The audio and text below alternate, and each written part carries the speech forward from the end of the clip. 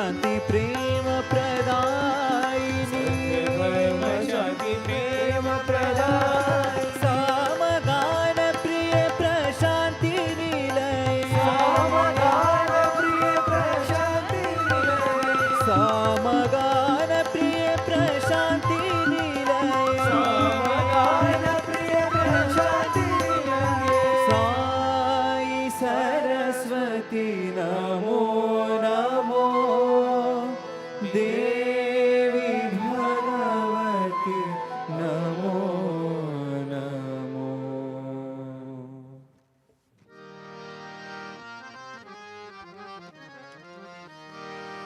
सर्वत्र गोविंद नाम संकीर्तन गोविंदा हरि गोविंदा सर्वत्र गोविंद नाम संकीर्तन गोविंदा हरि गोविंदा सर्वत्र गोविंद नाम संकीर्तन गोविंदा हरि गोविंदा सर्वत्र गोविंद नाम संकीर्तन गोविंदा हरि गोविंदा गोविंदा हरि गोविंदा हरि गोविंदा हरि गोविंदा गोविंदा हरि गोविंदा हरि गोविंदा हरि गोविंदा गोविंदा हरि गोविंदा हरि गोविंदा हरि गोविंदा गोविंदा हरि गोविंदा हरि गोविंदा हरि गोविंदा सर्वत्र गोविंद नाम संकीर्तन गोविंदा हरि गोविंदा सर्वत्र गोविंद नाम संकीर्तन गोविंदा हरि गोविंदा पुराण पुरुष गोविंदा हरि पुण्य श्लोक गोविंदा पुराण पुरुष गोविंदा हरि पुण्य श्लोक गोविंदा पुराण पुरुष गोविंदा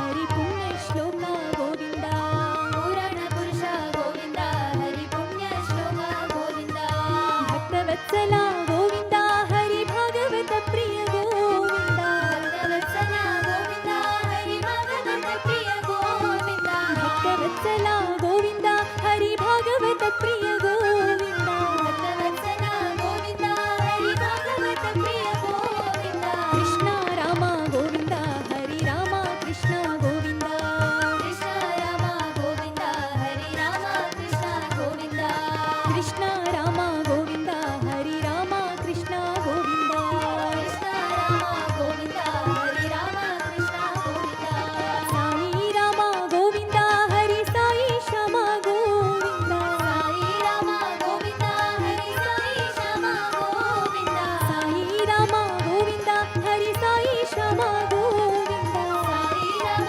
गोविंदा हरि साई श्याम गोविंदा सर्वत्र गोविंद नाम संकीर्तन गोविंदा हरि गोविंदा सर्वत्र गोविंद नाम संकीर्तन गोविंदा हरि गोविंदा गोविंदा हरि गोविंदा हरि गोविंदा हरि गोविंदा गोविंदा हरि गोविंदा हरि गोविंदा हरि गोविंदा सर्वत्र गोविंद नाम संकीर्तन गोविंदा हरि गोविंदा सर्वत्र गोविंद नाम संकीर्तन गोविंदा हरि गोविंदा पुराण पुरुष गोविंदा हरि पुण्य श्लोक गोविंदा पुराण पुरुष गोविंदा हरि पुण्य श्लोक गोविंदा भक्तवत्सला गोविंदा हरि भागवत प्रिय गोविंदा भक्तवत्सला गोविंदा हरि भागवत प्रिय गोविंदा कृष्ण राम गोविंदा हरि राम कृष्ण गोविंदा कृष्ण राम गोविंदा हरि राम कृष्ण गोविंदा साई राम गोविंदा हरि साई श्याम गोविंदा साई राम गोविंदा हरि साई श्याम गोविंदा साई राम गोविंदा हरि साई श्याम गोविंदा साई राम गोविंदा हरि साई श्याम गोविंदा सर्वत्र गोविंद नाम संकीर्तन Govinda Hari Govinda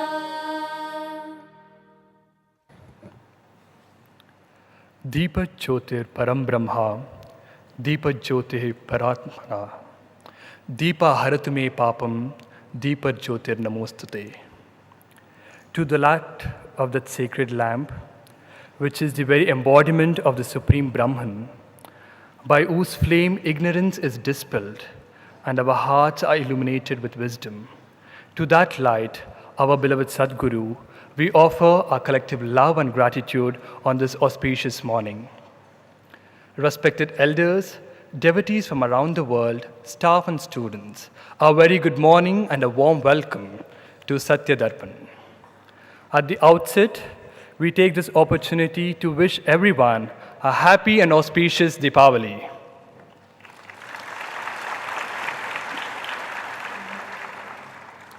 It is all the more special for all of us gathered here as one family to celebrate this festival of light and joy as we strive to overcome the darkness of Ajnana with the light of wisdom from the Ashtavakra Gita that Sadhguru is benevolently blessing us every single day. In his last discourse, Sadhguru began by explaining the term Sathya Darpan as the mirror of truth, which reflects our true self. To perceive this clearly, one must overcome the three doshas of Mala, impurity, Vikshepa, distortion, and Avarna, veil of ignorance. He further explained that just as a piece of cloth is woven from numerous threads, the mind too is composed of countless thoughts. By gradually letting go of attachment and thoughts one at a time, the mind will eventually cease to exist. He concluded chapter 14 with the sloka which describes the state of a jnani.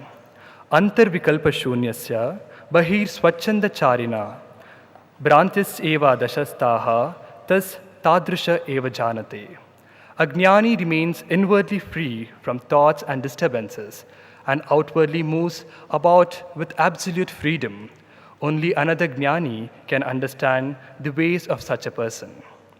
Further, Swami illustrated this by recalling the lives of Jesus, Mirabai, Akka Mahadevi, Swami Vivekananda, and other great saints who transcended societal norms and convictions. They did not confine to external expectations because their actions flowed from divine awareness, not from worldly obligations. We now pray to Sadhguru to bless us with the explanation of chapter 15 of the Ashtavakra Gita.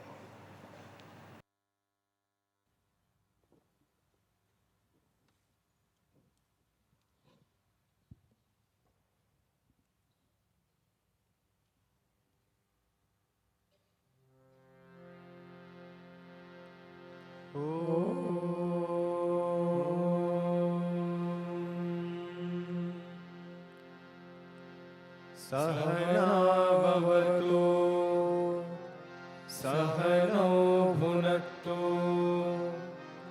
सह वीर्यङ्करवावहै तेजस्विनावधीतमस्तु मा विद्विषावहै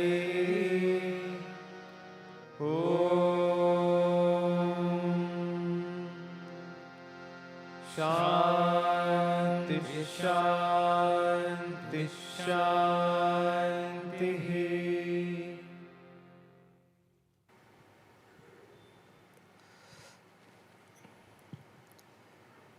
Bhagavan used to say, Hastasya bhushanam danam. The ornament for the hands is charity. Kantasya bhushanam shastram. Or sometimes Kantasya bhushanam satyam. To speak the truth or to read the scriptures is the ornament for the throat. Shrotrasya bhushanam shastram. To listen to the holy scriptures is the ornament for the ears. Bhushanaihi kim prayojanam, he says. All other ornaments are of no use. We want to look good, we want to decorate ourselves with all kinds of ornamentation and decoration. But our scriptures say, or at least Bhagavan said this way, that the true ornamentation or true beauty to one's personality comes when one does charity through hands, one listens to the scriptural truth through the ears, one speaks the truth, the scriptural truth through the throat, through their one tongue, through their own mouth or tongue. That is when they look good. So we must think of ourselves as beautiful people, well ornamented and decorated, only if we have these qualities with us. All other ornamentations are not true. They may decorate the external body, but internal self remains ugly. So the focus on our beauty, not just to groom and look good on the outside, but more importantly, should be on the inside. At the same time, Bhagavan also would say, the tumbler should be clean and shiny from the outside, just as it is clean from the inside. Many people, what they do, they think, why should I look after myself well? Why should I groom myself? Why should I keep myself clean and well groomed? Because anyway, this is the body and this doesn't matter. No, it matters. Bhagavan says, Deham Devalayam Prokto Jivo Deva Sanatana. It is the temple of God. Of course, God is within. But the temple also needs to be kept clean. It also needs to be looked after. Because there is divinity residing inside. It's not that you look after your body because you want to enjoy your beauty or you want to impress people or you want to make Instagram reels and post it. Not for those reasons. The reason is because this body is a temple of God. It should be treated with dignity and respect. To that extent, one should always be groomed well. One should always look after the body as a temple of God and keep it in good shape, good health. That's an obligation, that's a duty. So that is how one should look at doing this, because festivals are there.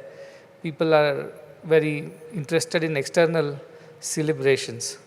They want to burst firecrackers, they want to light lamps on the outside, they want to decorate their homes, decorate themselves.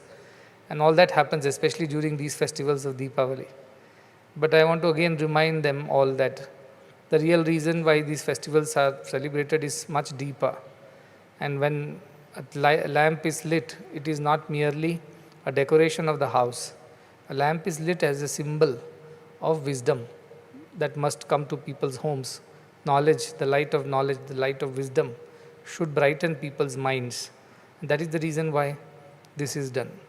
As the Vachana goes, Alama Prabhu says, Pranati de, Bhatti de, Jyoti Belukavade, Taila Villada, Prabhata Nelliyado. How will the lamp ever have a flame? Yes, the earthen lamp is there. The wick is also there. But if there is no oil of devotion, then how can it be lit? How can there be light without the oil of devotion? But if we fill our hearts with the water of worldly ideas, we can't light a lamp with that.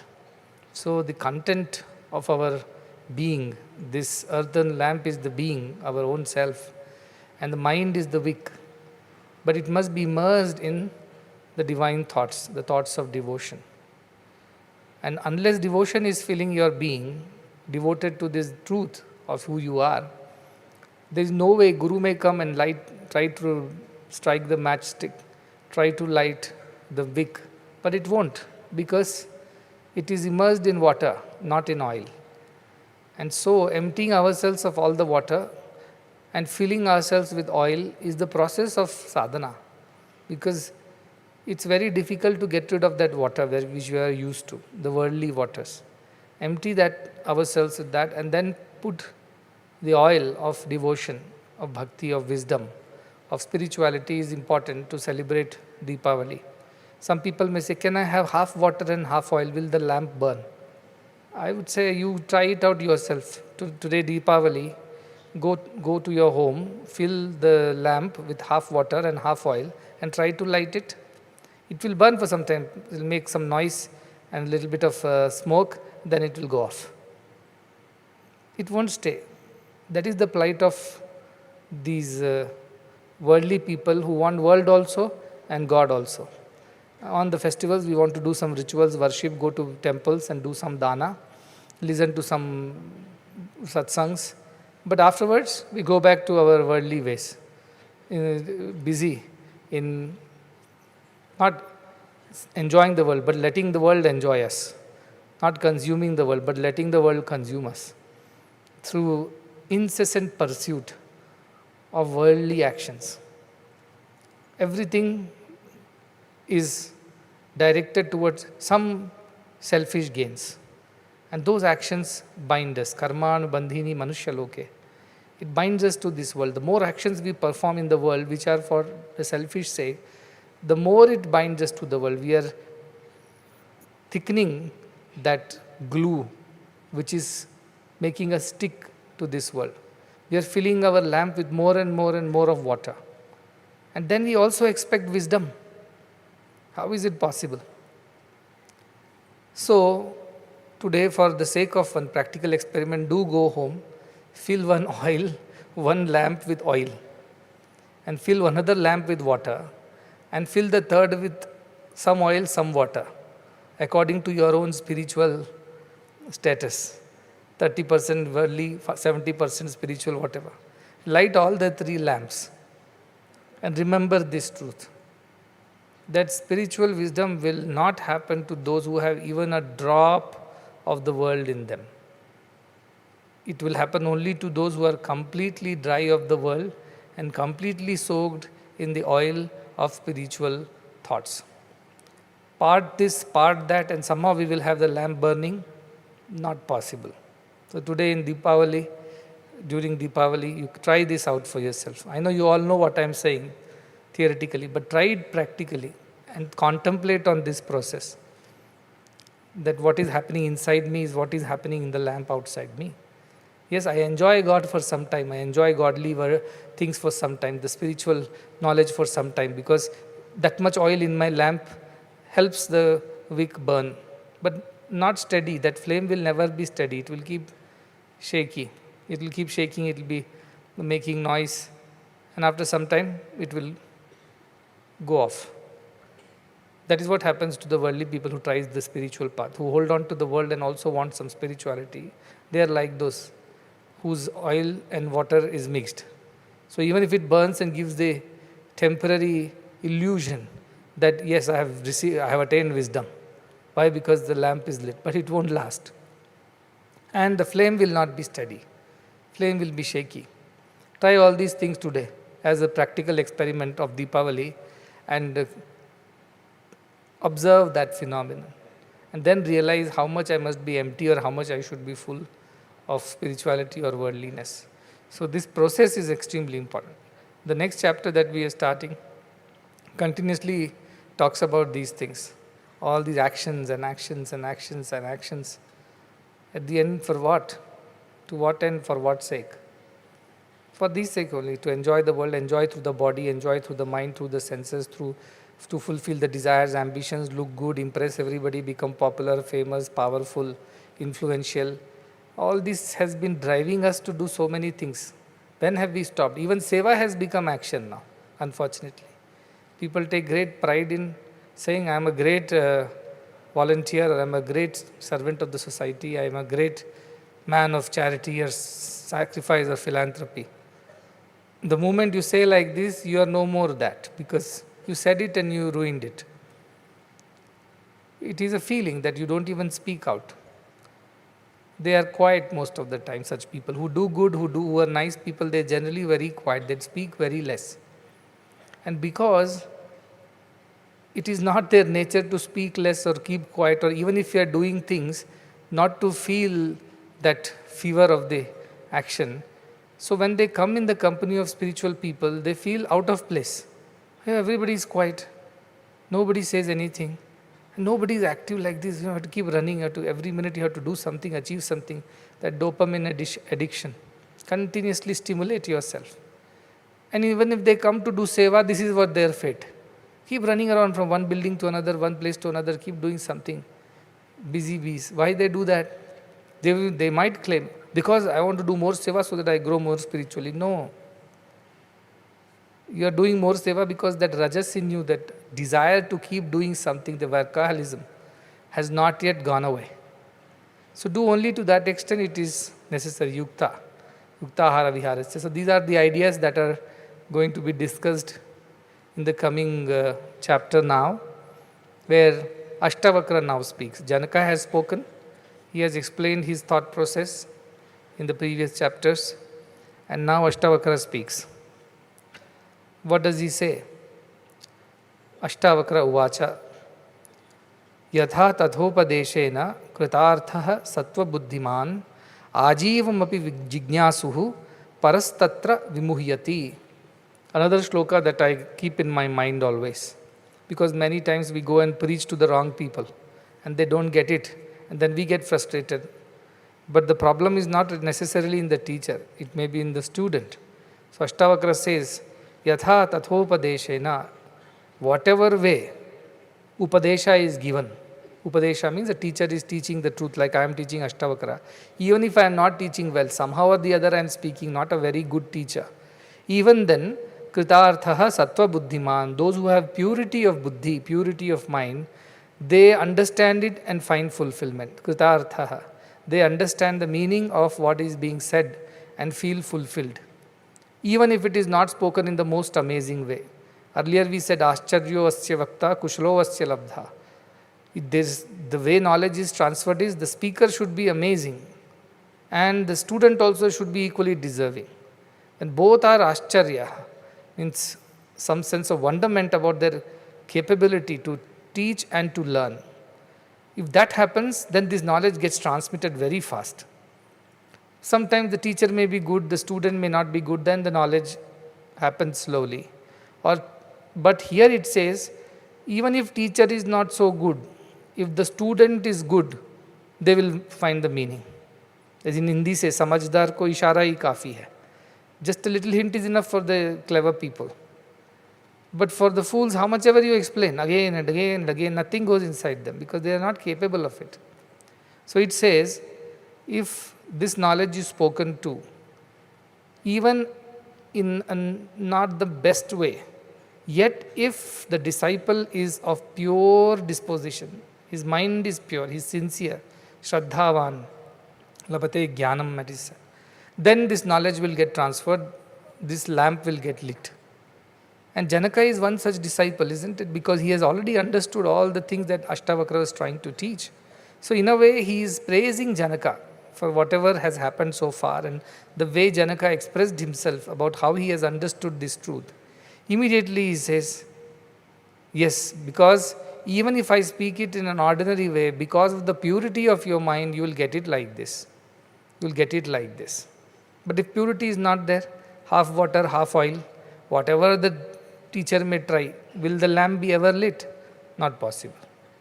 So Sattva Buddhi is very important, that purity of intention, purity of thought, purity of your being, which is like only oil in the lamp without water. When you are in that status, it will catch fire like this. But if it is not so, how much ever you tried, it won't catch fire. So he says, even the teacher is not great. If the student is of such great purity and shraddha, knowledge will happen. And ajivam bhavi jignasuhu, on the other side, on the contrary, ajivam bhavi jignasuhu, even if the whole life, an idle curiosity person, the person who really has no sincere feelings to learn, he is simply attending the satsang because satsang is going on. It is a rule. He is here because it is a part of the process. He is anyway landed here or she is landed here, they have to attend compulsorily. Otherwise they won't get lunch and dinner in the ashram. So they attend nevertheless. Jignasu, simply out of idle curiosity. They are not really interested in attaining any knowledge or wisdom. They are fooling around basically. Such people, even if they sit whole life, ajivam api, all life they sit in front of a guru and listen to the lectures, nothing happens. Para tatra vimuhyate. That knowledge of the self will never happen to them. And they will always remain deluded only. They won't understand what is being spoken. They will be confused rather. Because they have not come with purity of mind and sincerity of feelings. They have just come for the sake of it. One day I had met a Swamiji. He had come here. Then he looked at all the crowd and he said, oh, he's a big Kathavachak. Kathavachaks are big popular people around North India. Means for one Katha, on Bhagavad Katha or Ramayana Katha or something like that, lakhs and lakhs of people will come. Temporary tents will be constructed for them to sit and food will be served for free. And some rich philanthropist or somebody would have organized that function. So he would have taken care of it. The Kathavachak will arrive in a chartered plane and then straight go to the stage, a huge stage and pandal, and lakhs of people gathered in a huge ground, and they all will be listening. So between the conversation was this, he is a very big Kathavachak, so many millions come. Then he said, quantity hai yahan par, quality nahi hai. Hamare yahan. We have millions and millions sitting under the sky and listening to my discourse, but no quality in these people. They come because free food is there, Sunday free is there, and village people where what to do on a Sunday, anyway we're getting a free food there. Prasadam, let's go. Some Swamiji also is there, it seems. Let us listen. Nothing happens to them because they didn't come to learn anything. They just came to pass their time pass. Why? Because somebody is paying for it, somebody is paying for the transport, somebody is paying for the food and the day's whatever requirements. And Swamiji also is happy because he is also getting paid for each katha. I believe this katha was charged in crores, not in lakhs for kathas. Knowledge is not theirs. Knowledge comes from the divine. Yet it is being sold. Even spiritual knowledge becomes a transaction, a business. How can a guru be like that?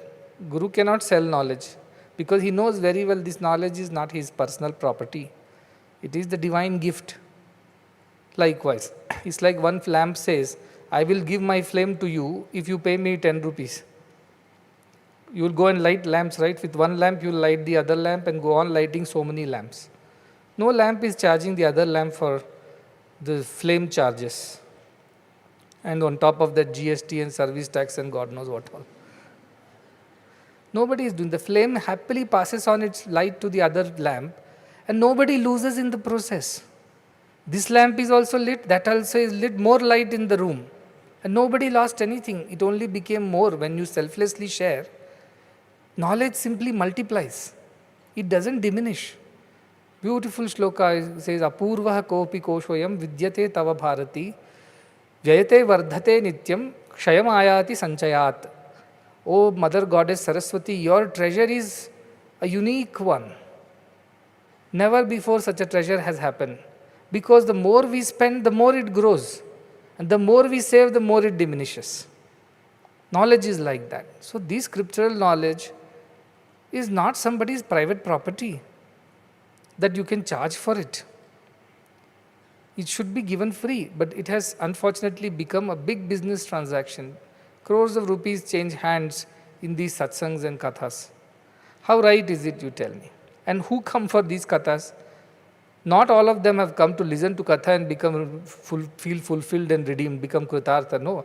Ajimopi jignasu. They're simply out of curiosity, not even curiosity of the katha. They have come for the curiosity of what's there on the menu. That's all it is. So nothing happens in those places. Whereas here, all have been trained for years. From COVID times, we have been speaking about scriptures, so many lectures, hundreds of hours of discourses, and repeated. Bhagavad Gita we read once, we read again, so that it goes inside. Revision also we did together. So much has happened. And so there is a better chance that the lamp will be lit here, not there.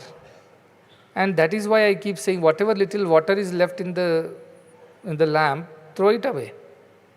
Don't allow that to come in the way of your realization.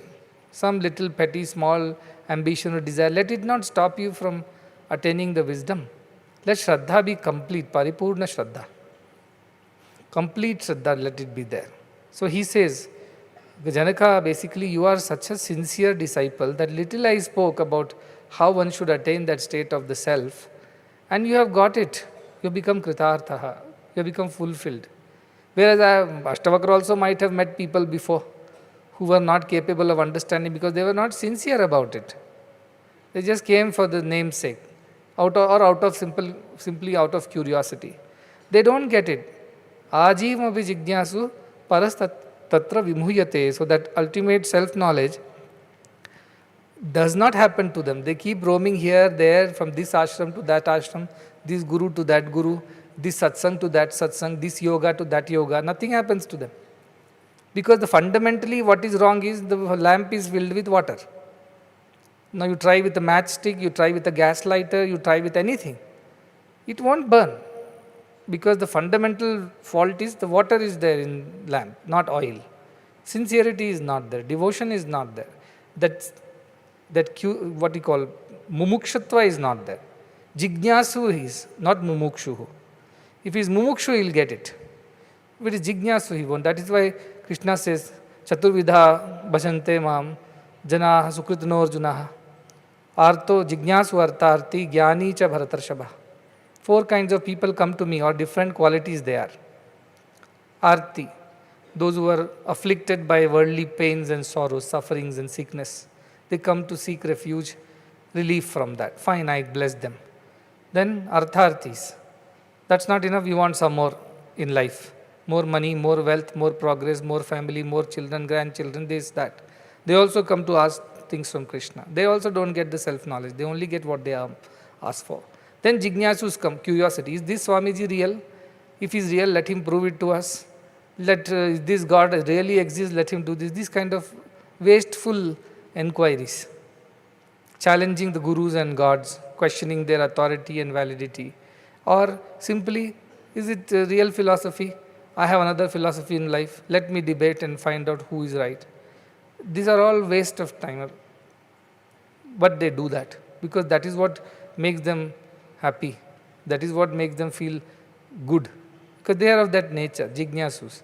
Then jnanis are there, who know God is real and that they believe in that existence, and also they are devoted to that idea of several lifetimes of service to the divine, several lifetimes of going to satsangs, living in the company of good has matured them to this state where they love God for God's sake, not for money's sake, not for solving their problems, not even for quenching their curiosity. They love God for what God is, that pure love, pure compassion. They love God for that. Those also come and they get it like this. They get it like this. The others don't get it. Why? Because they don't have true sincerity, they don't have mumukshutva, they have bhukshutva, worldly desires. They cannot get it. So jignasus don't get it right, he says. Even if the whole life they keep doing. In my class also there were people, they would keep sitting in front of their book for 3 hours, 4 hours. Yet they won't get any marks in the exam. You must be having some in your class also. They'll be sitting in front of the textbooks and notebooks and seemingly working very hard, harder than most of the others. Morning 3:30 they'll wake up, open the book and keep reading, writing notes after notes after notes. Afternoon, evening. But in examination they'll fail nevertheless. They'll come and cry, I worked so hard, I did not earn any marks, I failed again. So there were people like that. So they used to come and ask, because I was not studying that hard, but I was getting good marks. So they wanted to know what is the secret. But I told, I think you are just spending quantity of time, not quality of time. Your quantity is a lot. 10 hours you're sitting in front of the book, but your mind is somewhere. You're not focusing on what is going on. You simply want to satisfy yourself and somehow feel consoled and comforted in the idea that 10 hours you spent today reading this subject. But did you really read? Did anything go inside you? No, because your mind was somewhere. So I've seen these kind of who slog it out like this, but they attain nothing at the end of it. Whereas a sharp person with good focus and concentration just comes once, sits there, looks at the page, gets it right, and then goes away. And that focus and concentration comes from purity of mind. If you don't have a pure mind, you cannot have a focused mind. If you want concentration, you have to have purity. Impure mind, full of distractions and desires, can never have the concentration that is necessary either for worldly gains or for spiritual gains. Both ways it does not work. That still and calm and concentrated mind is a must before the spiritual progress begins. That is why Adi Shankaracharya says, he says, Karmani chitya shuddhyartham ekagrartham upasana mokshartham brahma vidyayam iti vedanta dindima. For concentrating your mind, purifying your mind, you must undertake actions only to that extent. If that action is causing more impurity and distractions in you, shun that action immediately. Only actions which are making you pure. You go serve in the hospital, meet a patient. You see their pain and suffering, your heart melts. You thank God for all that you have in your life and don't demand and desire anything more. You feel gratitude for everything that you have already received in your life. May not be equal to somebody else, but that doesn't matter. You see somebody's pain and suffering and you feel bad for them. You serve, you help, you sacrifice for them. That action purifies you. You join the company of stockbrokers, money market manipulators, gamblers, or worldly desirous people, and start following their lead.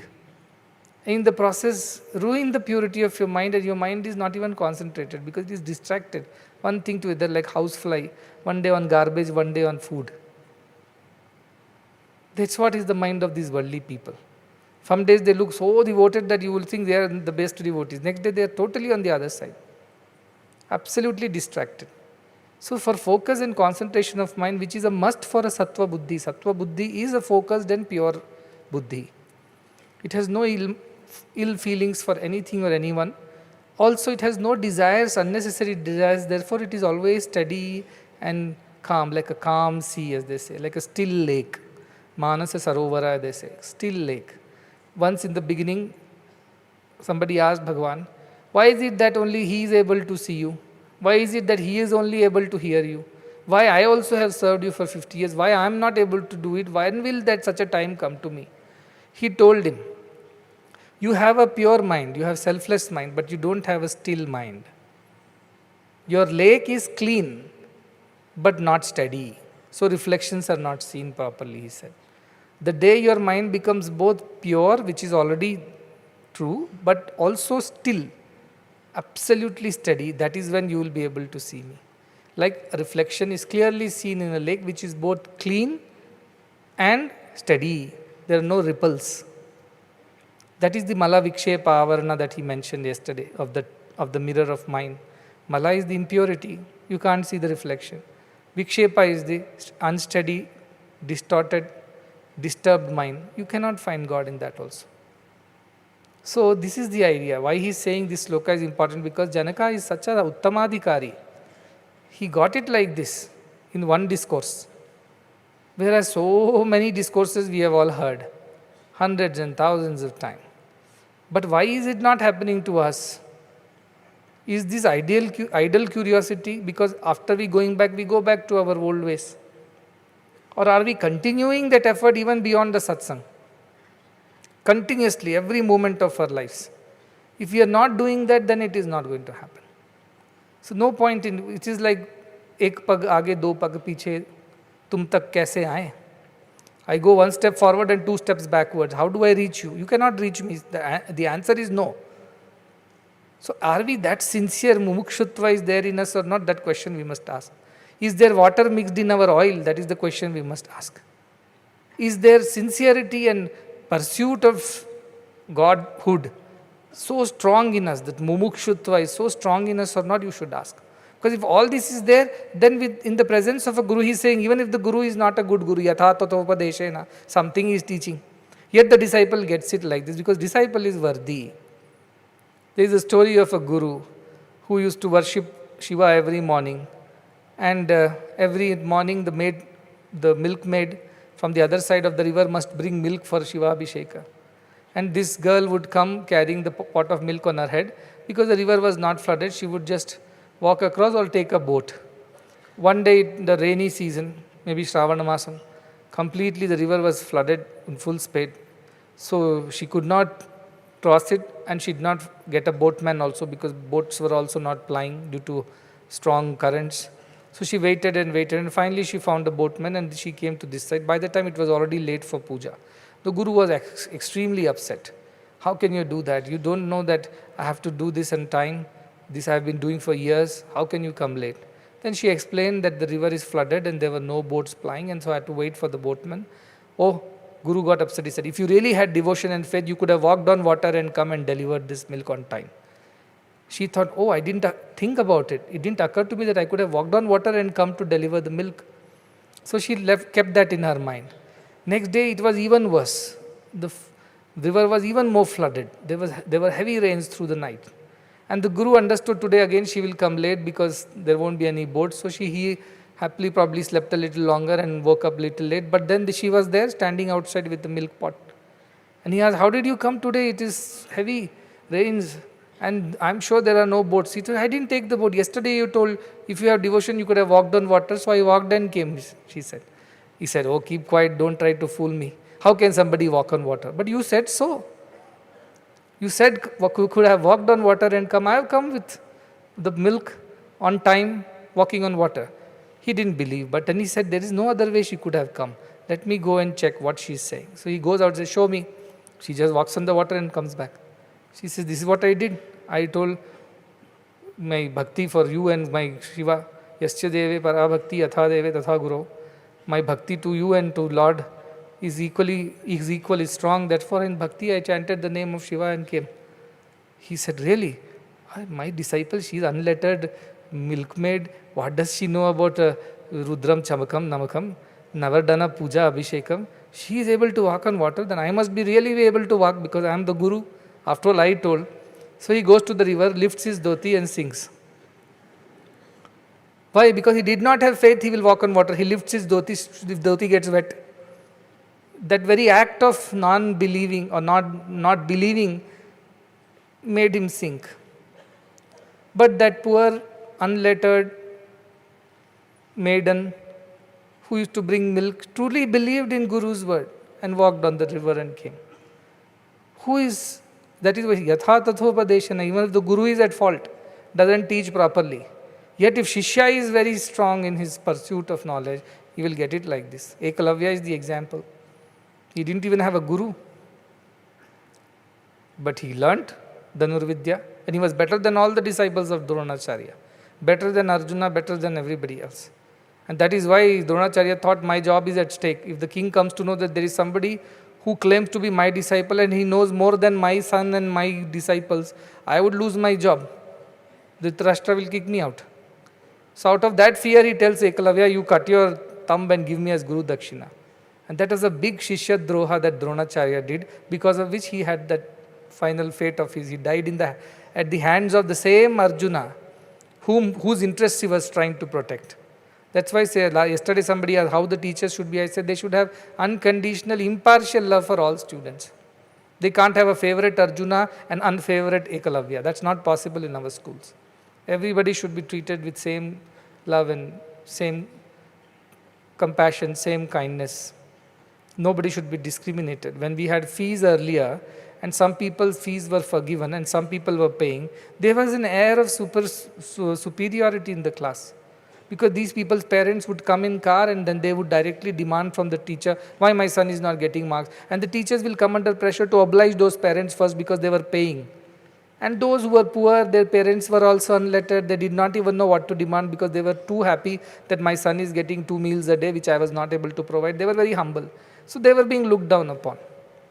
And this I noticed. I said, no, this discrimination cannot go on. And so we removed everything, saying whether you are rich or poor, it doesn't matter to me. Everybody is treated equal. All teachers should teach everybody equally. No partiality anywhere. Likewise, a guru, even if he is faulty, here the shloka says, Dronacharya was a faulty guru. That is the classic example of Shishya Droha. Guru Droha examples there are plenty, who cheated their gurus. But Shishya Droha example, one Shukracharya, one Dronacharya, these two. Shukracharya tried to tell Bali Chakravarti, don't donate to this Vamana. No, he is doing wrong.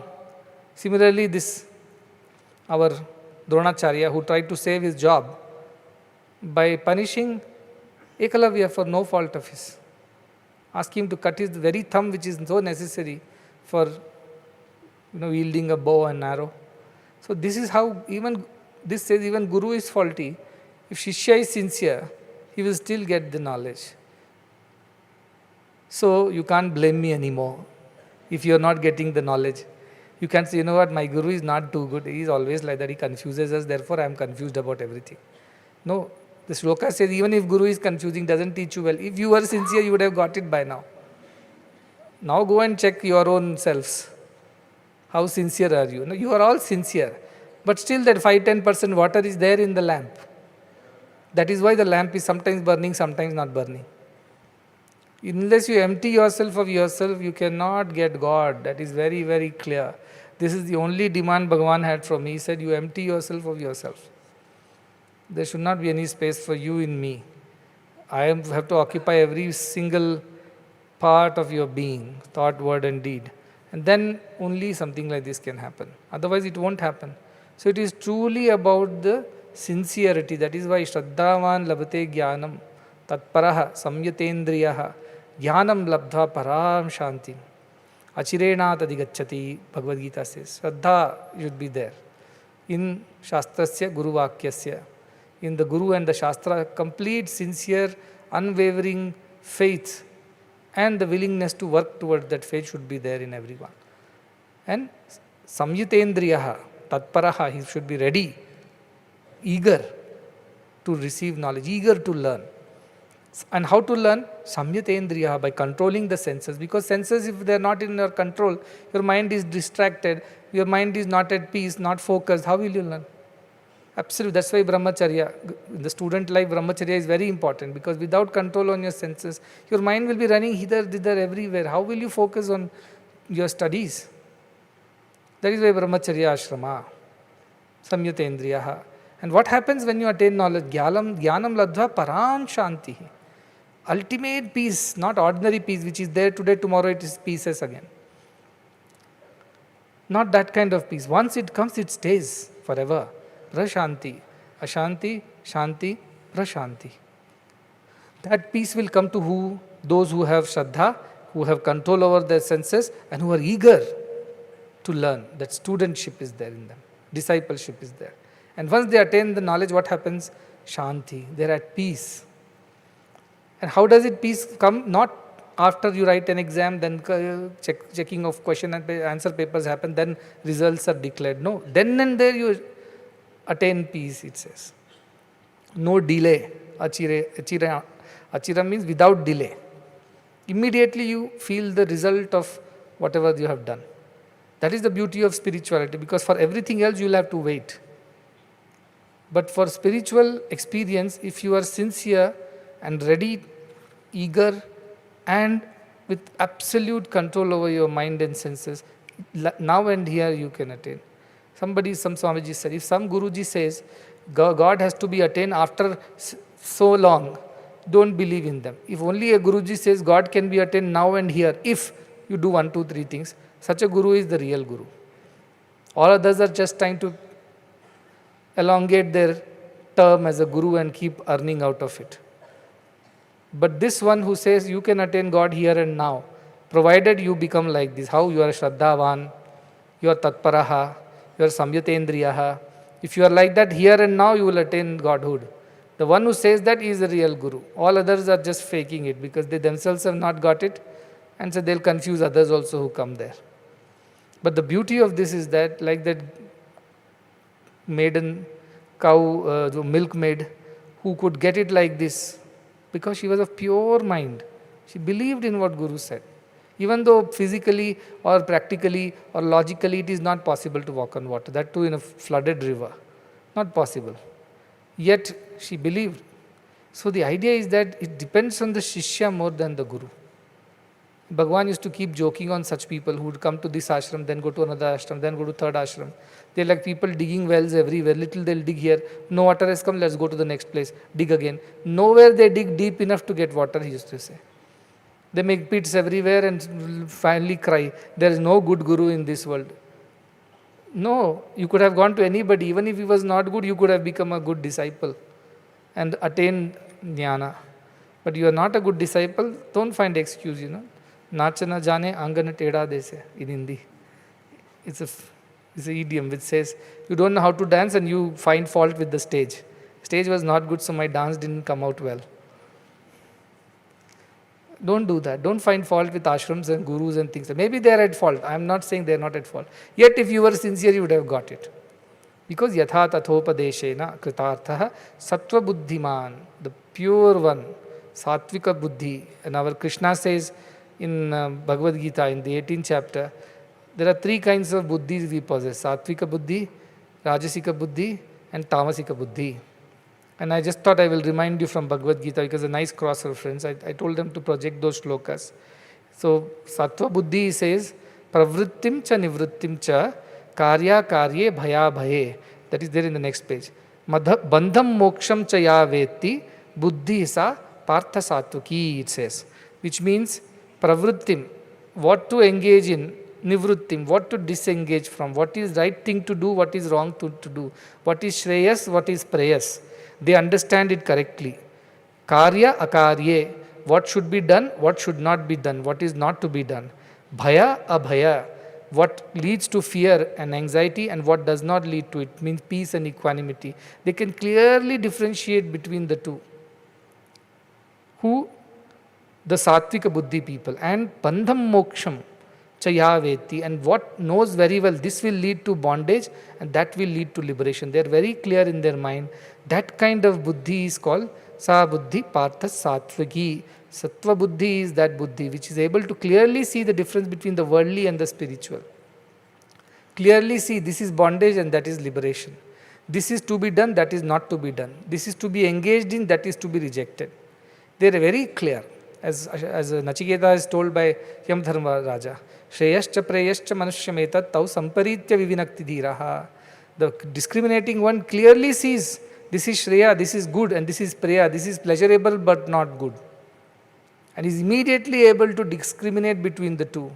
Shreyo bhi preyaso abhibhyo vrinite, preyo hi mando yogakshemad vrinite, he says. The one who is discriminating, he chooses the path of goodness, Shreya. Nivritti marga. Why? Because he knows this is what is ultimately going to lead to highest realization of self. Whereas the fool, preyo hi mando, manda means fool, of dull wit. What does he do? He chooses the easy path because it is very, very attractive. It is pain-free, it is easy. But what happens at the end? He suffers. Yoga Kshemad, for you think that his Yoga Kshema is in this path, his welfare is in this easy path. It is not true. Many people don't want to work hard. I was telling leadership awards are being given. You have heard these stories. People have spent 40 years to reach where they have reached in life. Of continuous hard work, how many sacrifices, how much of pain and suffering they have undergone. But today they are reaping the fruits of all that.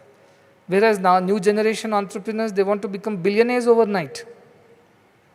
They want to somehow get some valuation, fool some people around and get their valuation done.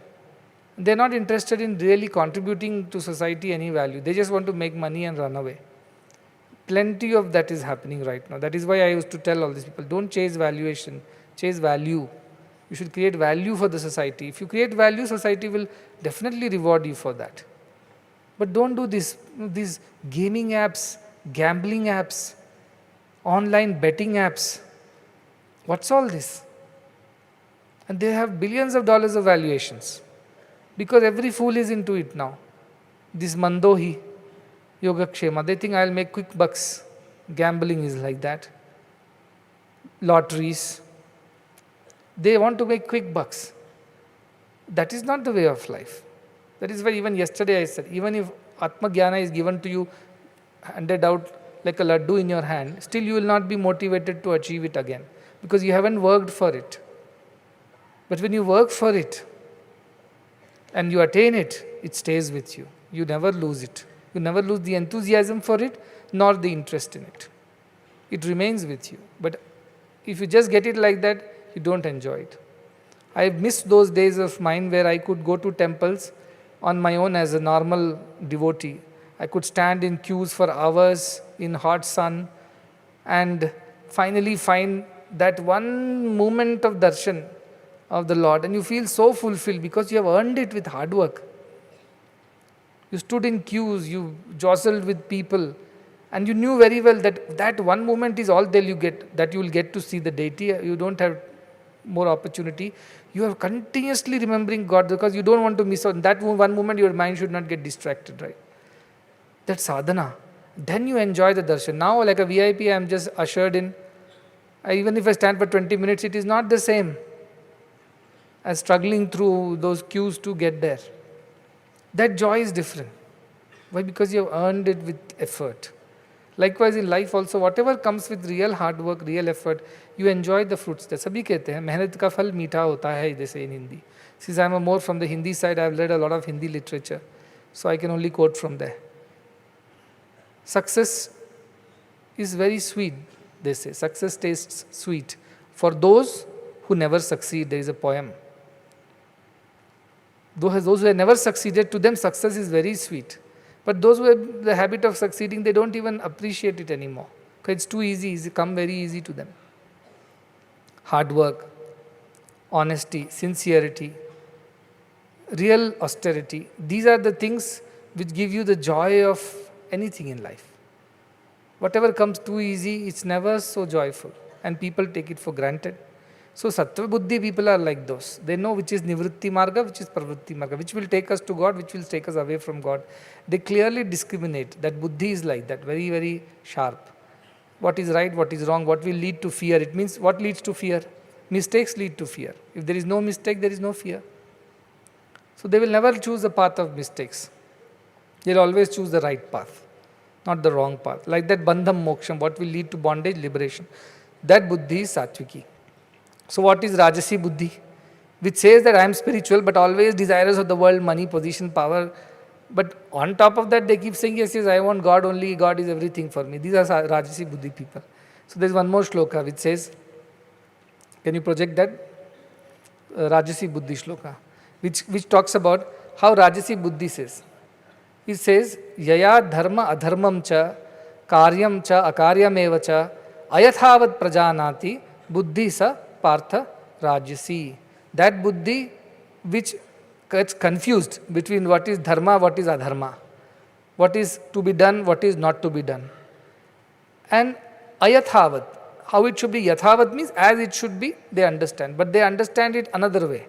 They misunderstand it basically. They are confused about these things. And they justify also their confusion. That is the worst part of it. Why they did this? Sir, I was not wrong. They start with that. I was never wrong. That fellow did this, so I did that. And some justification they'll give why they are not on the right path. Those are Rajasi Buddhi, because ambitious and desirous Buddhi this is. Selfish Buddhi. Sattvika Buddhi is selfless Buddhi. Rajasic Buddhi is selfish Buddhi. It wants for itself. So it justifies also all the wrong that they do. They are also doing wrong. Why you don't punish them first? Why are you catching me? Like this they will give excuses. First you tell him, then you tell me. He was first to start, I was second, so first you punish him. All kinds of excuses they'll give. Then say, why so much running behind money? Dharma, artha, kama, moksha, everything is to be attained. I am attaining artha, that is also part of purushartha. What is wrong with it? All kinds of excuses, like that excuse.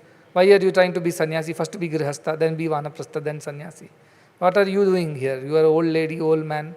You still are stuck in grihastha. Why are you not doing to sannyasa and vanaprastha? No, that they won't follow. So these kind of convenient philosophies they adopt. And they give excuses and justify their wrongdoings also. These are Rajasi Buddhi people. Very clever. They can fool the Guru only saying why they were not wrong. That kind of Buddhi are there, which are called as Rajasi Buddhi. So even good advice is given to that, they will not understand why this good advice, because they are very ambitious and desirous. Many people come to me, ask for advice. As long as I am saying exactly what they want to hear, you're so nice, very good. The moment I say what they don't want to hear, because I have to be telling the truth. If I tell, see, this is what is the right thing and this is what is the wrong thing, immediately they get very upset. And then they start arguing with me in the interview room and justifying what they're saying is right, why that should be done that way only. And they tell me about how much experience they have had in this field or how much they have done research, and that's how they know this is the right thing to do. I said, fine, then go ahead and do yathetchasi tatha kuru. Do as you please. I cannot do more than that. But if things go wrong, they'll come back saying, why did you not stop us?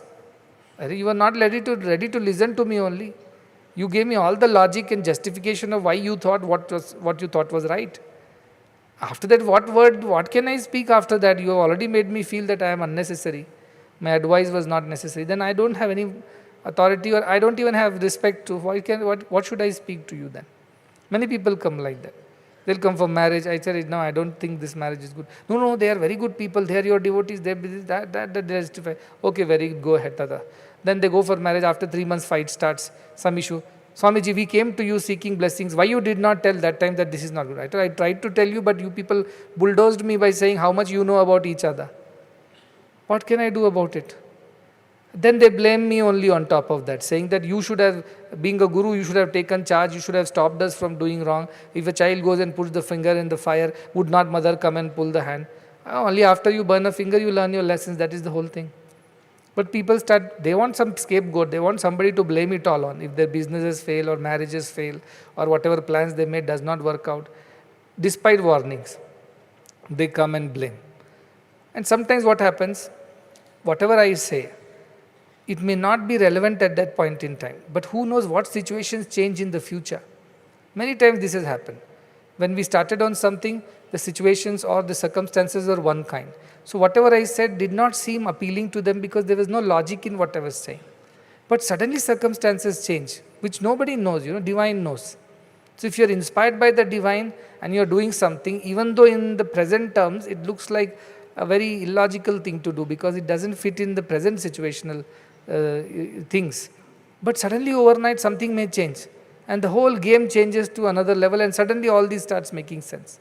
But then I have to go through the torture of, answering them or explaining to them and keeping them calm and composed during those tumultuous times because they start doubting everything. Then I tell them, see, I only knew this. What I said is from the highest point of interest for you. Now, if that seemed to not be working out for you, there must be a reason for that. There could be a worldly or a spiritual reason. If you trust, then you have to continue. Then, if you don't trust, then what can I do? But they say, no, we trusted you, so we landed it in this situation. Now you remedy this for us. So then that prem comes. So now I have made a policy. Yathechasi tatha kuru policy, I call it. I am not going to advise anybody on whether they should marry somebody or not, should start a business or not, should meet such a person or not, should go to such a place or not. If they come and say, I am simply saying, whatever you feel like doing, you do. I am not here to advise because I have had too many backstabs. So I have learnt as a guru. Too sincere and too honest is no good. Rather speak sweetly, obligingly, let them do what they want. Anyway, their karma will take the course. Why should I get involved and unnecessarily interfere? This overtly trying to be compassionate and concerned can always lead to issues like that. So now I am like, fine. Ite me jnanam akyatam guhyat guhyataram maya vimrudesha etadasheshena yathechasi tadakuru. Krishna tells the Arjuna same thing. That Arjuna fellow was so very doubting, continuously was asking questions. So finally Krishna says, last chapter, Bhagavad Gita, Arjuna, I have told you whatever I knew. The secret of the secrets I have told you. All that I knew ever, everything I have told you. Now think about it, contemplate on it properly and do as you think is right, whatever your wish is. But don't turn around and tell tomorrow that you should have forced me to do the right thing. Why you did not stop me from doing the wrong thing. All that I am not going to take anymore. I am telling you what is I feel is right, what is good, what is my knowledge of this. After that, I leave it to you. And you decide how you want to take it forward. You want to marry, you marry. Don't want to marry, don't marry. You want to start this business, start. Don't want to start, don't start. You want to go to that place, go. If you don't want to go, don't go. And you might have your own justifications, which I am not even interested in. You don't have to send me an email to justify why you are doing something which supposedly was not to be done. I don't need, because you are a Rajasi Buddhi person. A Rajasi Buddhi person are very, very clever. They are shrewd. They can twist and turn the facts and change their stance overnight. They are like those turncoats. They can become anything, anytime. So I am very, very careful with this Rajasi Buddhi because I have dealt with a few and had my fingers burnt, despite good advice, despite the best in their interest. But they are very selfish. So they will justify that why they were right and why I was wrong, and whoever is wrong, not only I, anybody who gives them good counsel, they also will get into trouble because of such Rajasi Buddhi people. So I am very clever and now I have become very clear about it. Because Rajasi Buddhi people are generally selfish, ambitious. They want things for themselves. And they want gurus, God, temples, rituals only for self-promote. Only to promote the cause of what they have come here for. If that is not happening, they won't last here. They won't last here. But I am here only to promote Sattvic Buddhi people. Yes, if they are willing to grow on spiritual path from Rajasi, I will try to improve them to turn into Sattva Buddhi people who have surrendered mind, who are devoted, who have pure and unselfish mind. I love those. Which teacher does not want good students? Everybody wants sincere students. So I try to train them to become Rajasi to Sattviki, but some people take it quickly, some people take time, some people don't want to at all. So I leave it at that. So that is why Uttamadhikari, Adhamadhikari, Madhyamadhikari and Adhamadham Adhikaris, all kinds of Adhikaris means students come to. Here Ashtavakra says, Janaka, you are an Uttamadhikari because whatever I told you, in whatever way I told you, Kritarthaha, you become fulfilled, you have understood it. And that is my joy. This is Ashtavakra's joy. That is my joy. Because I have met lot of people who have come saying, Swamiji, I want Brahma Jnana, I want Atma Jnana, please teach me this, please teach me that. And sincerely, like I did, sincerely I taught also, thinking that fellow is real and that fellow really wants to learn. But at the end I realized that he was just fooling around, wasting my time. So what's the point in teaching such people? So good, sincere students will automatically learn whatever is taught to them. Even if it's not taught to them, they will make their self-efforts and learn. So if students don't do well in the class, yes, to some extent maybe their inability to understand the subject, but largely it is their sincerity which matters. If they're sincere, they will get it somehow or the other.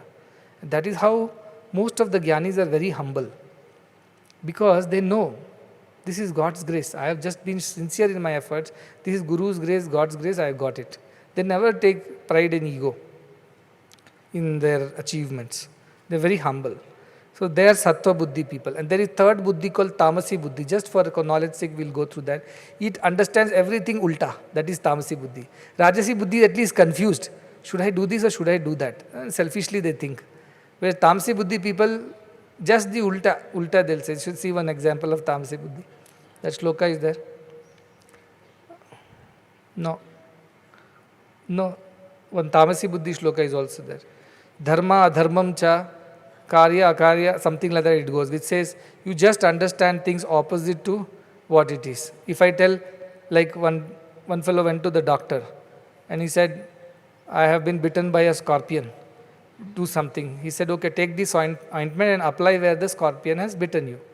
So he goes and applies and then comes back saying, nothing has changed, I am still suffering. What happened? He said, where did you apply the ointment? He said, yes. Where did you apply? You told where the scorpion had bitten me, I had applied there. Show me where it is. No, not my scorpion bit me near the wall at home. I applied to the wall. So that's why it's not curing. These are Tamasi Buddhi. कुछ भी बोलो उनको, सब उल्टा समझते हैं. They are the ones who will blame others for everything. Tamasi Buddhi. Because they didn't understand properly. They don't have sincerity. They don't even have intelligence. They are dull-witted fools.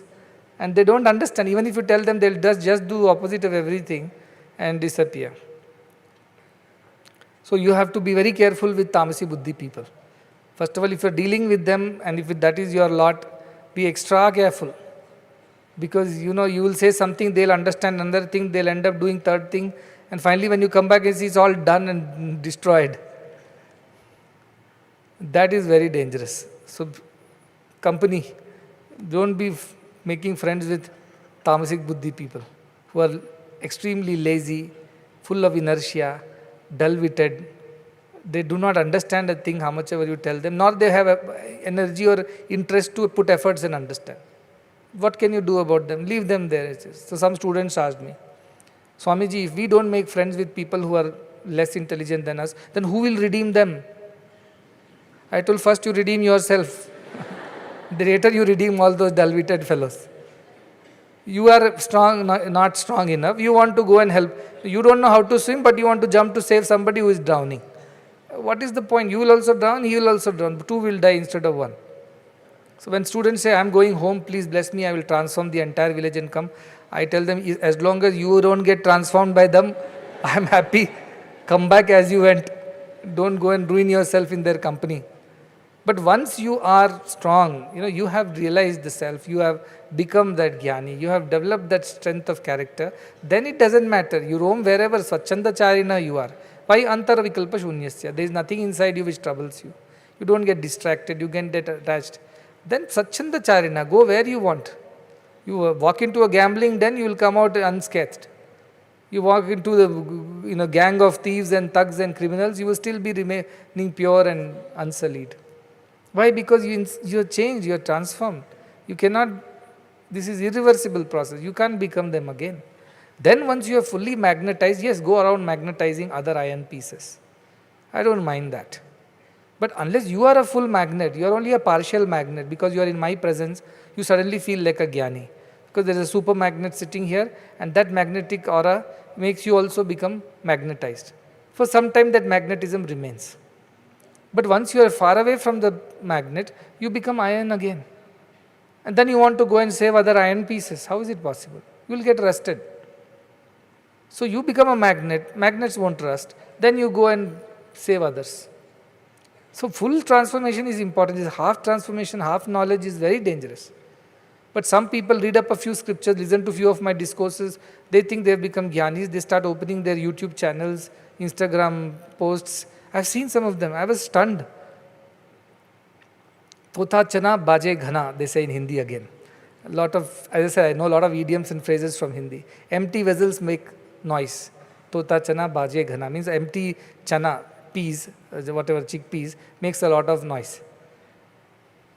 So, they are like that. They read up a few books, read up my discourses, and sit in some satsangs. A week later, I see a new YouTube channel come up. Swami Sam Ananda. Or Acharya so. Now the new trend has started because I added Sai to my name. Now add Sai. So I say, fine, do what you want. But this is blind leading the blind. Andhe naiva niyamana yatha andaha. If blind leads the blind, where will they go? Into the pit. Likewise, Sattvika Buddhi people get the knowledge like this, and what is their nature? How do they behave after that? A beautiful next shloka will also talk about it. I have written the third shloka. You didn't put it on the screen, but for your own academic interest, it is shloka number 32 in 18th chapter of Bhagavad Gita, which says, Adharmam dharmamiti ya manyate tamsavrata. The one who thinks of dharma as adharma, because of their ignorance, such people are of tamsi buddhi. Sarvarthan viparitanscha. Everything you tell them, they understand opposite. Where do you apply the ointment? They'll go and apply on the wall. Those kind of fools are tamsi buddhi people. Whatever you teach them, whole life you teach them also, nothing will go inside them. Because they are not meant to. They are not pure in their mind. They are lazy. They don't want to work hard. And again, as I said, they find faults with others for whatever they go through. They blame it on others. That is their nature. So stay away from such people is what the idea. Make good company, satsanga. Live in the company of sattva buddhi people who also are desirous of God only and not of the world. If you are in their company, you will get inspired. You will help each other walk the path. And that is why it is said, if you want to walk fast, walk alone. If you want to walk for long, walk together. So that is why togetherness, satsanga is very, very important. So next shloka, 15.2 on page number 190. What does Ashtavakra say? He says, Moksho Vishaya Vairasyam Bandho Vaishayiko Rasaha Etavadeva Vijnanam Yathechasi Tatha Kuru. Just now I said, I have adopted this policy, Yathechasi Tatha Kuru. Shall I buy this house or the other house? Yathechasi Tatha Kuru. Whichever you like, you buy. Shall I marry this person or that person? Whichever one you... No, you are Guru, you should bless. No, I am blessed. You marry and come, I will bless. Before marriage, I have stopped blessing people. Because later they blame me for anything that goes wrong. I have to take. Somebody has filed a case on me because their marriage went wrong recently. They said, you blessed this marriage and it went wrong. Now you compensate me for this marriage. I said, where is my fault in that? Did I take your dowry? Did I perform the marriage? No, you blessed. I said, then now they are filing legal notices they sent to me. So I have learned my lessons. Being Guru is a very dangerous profession. It's better I adopt the Ramana Maharshi formula. At best I open, but loss is everybody's, because then I will not take interest in anybody. I will say, who is a turncoat, who knows? So better keep quiet. Just tell them, yes, whatever you like, you do. So good things go wrong, your problem. Things go right, your credit. I neither want credit nor I want any problems. I am here to teach jnana. If you are sattva buddhi man, you will attain the jnana and you will benefit. If you are rajasic buddhi, anyway, no point in teaching you. Why engage with you more? Because it will only, you will drag me also into the muck of your life. I don't want to deal with such people. So I am very clear. Now my one level standard is going up. Earlier I used to deal with rajasic, tamasic people also out of compassion and concern. Now I am very clear. Standards have gone up. You rise to sattva buddhi, you are here. If you have rajasic buddhi, take it from me. You are not going to last in this mission. Not going to be around me for long. If you are a rajasi or a tamasi buddhi person. Only sattva buddhi people will survive. I see that shift happening. And after this 100th birthday, you will see that shift very strongly. That it is only for those who are mumukshu and they are ready to let go of everything. Not like, can I have a little of this and also I will come for satsang. I have improved from 70% to 90%. None of these people will survive in this mission. It will get further purified, refined, and only those absolute pure people who are sattva buddhi, who are mumukshus, they alone will stay. It means lot of devotees will fall away after this 100th birthday, who seem to say they are devotees. Lot of our staff and so-called well-wishers of this mission will turn the other way, because the standards are going up and they cannot survive. And this has happened over the last 15 years, I have seen. First 5 years, there were so many people, all kinds of people. Most of them were devotees from Puttaparthi. They all were here. The entire place was agog with lot of alumni and devotees. They had come with their expectations. They thought that they are going to get good interviews, nice gifts, and solve their problems, get their answers, which is what was happening at that point in time. But the moment mission picked up, saying that you are not here to just have an entertainment, come here, attend satsang, eat nice food, and get your answers, get an interview, solve your issues, and go back. No, you have to participate in the mission, and that mission is not about just building a school. There was somebody in the beginning who donated for a school, and very happy they were. They were like over the moon, we could help for the school. I said, this is just the first school, there are more schools going to come. No problem, the more schools, the more better it is, we will donate more, it's a good opportunity. Second school also they donated. Third school, not picking the call anymore. Why? Because they didn't think that so much donations they'll have to make. They thought 1 or 2 they'll make and they're happy. But 2, 3, 4, 5, 6, 7, 30, they disappeared from the scene. Because they no, this is not for us. Like that, as the standards of the mission went up, as the demand for purity and sacrifice went up, people fell away. And then it went up further now. And after this 100th year, it is going to go to another level. Only those who are desirous of mumukshutva, I am again repeating, only those who are mumukshuhu, they only want God and nothing else in life. God and a job, God and a wife, God and a family, God and no ands anymore.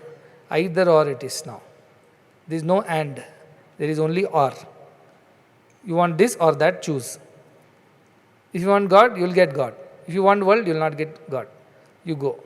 That will become the new standard that's coming. That's why your buddhi has to improve. The quality of buddhi has to go up from tamasic to rajasic. Even that won't sustain now. Sattvic buddhi people alone will survive, who clearly know the difference between nivritti and parvritti marga, who know the difference between dharma, adharma, karya, akarya, bhaya, abhaya, and bandha, moksha. Only such people will survive this mission. The rest all will going to fall away like leaves fall away in autumn. One breeze, all those loose leaves, dried up ones, just fall away. That is going to happen. So you better become purer and be absolutely one-pointedly focused on your spiritual growth only. No more entertainment, no more other things. So here 15.2 he says, moksho vishaya vairasyam. Who gets this moksha? Who gets liberated? Who develops vishaya vaira? Means who is disgusted with sensual things. Not just disinterested, disgusted. As if they are enemies. It is said, no, kama, krodha, tatha, lobha. Trividam narkasidam dwaram. Nashana atmanaha, it says. It destroys you. Kama, krodha, tatha, lobha. Tasmad etatrayam tyajet. It says, give up all these 3 enemies of yours. These are enemies. Kama, krodha, lobha. So what it says, vishaya vairasya I should become. They should become disgusted by the worldly things. Not just disinterested.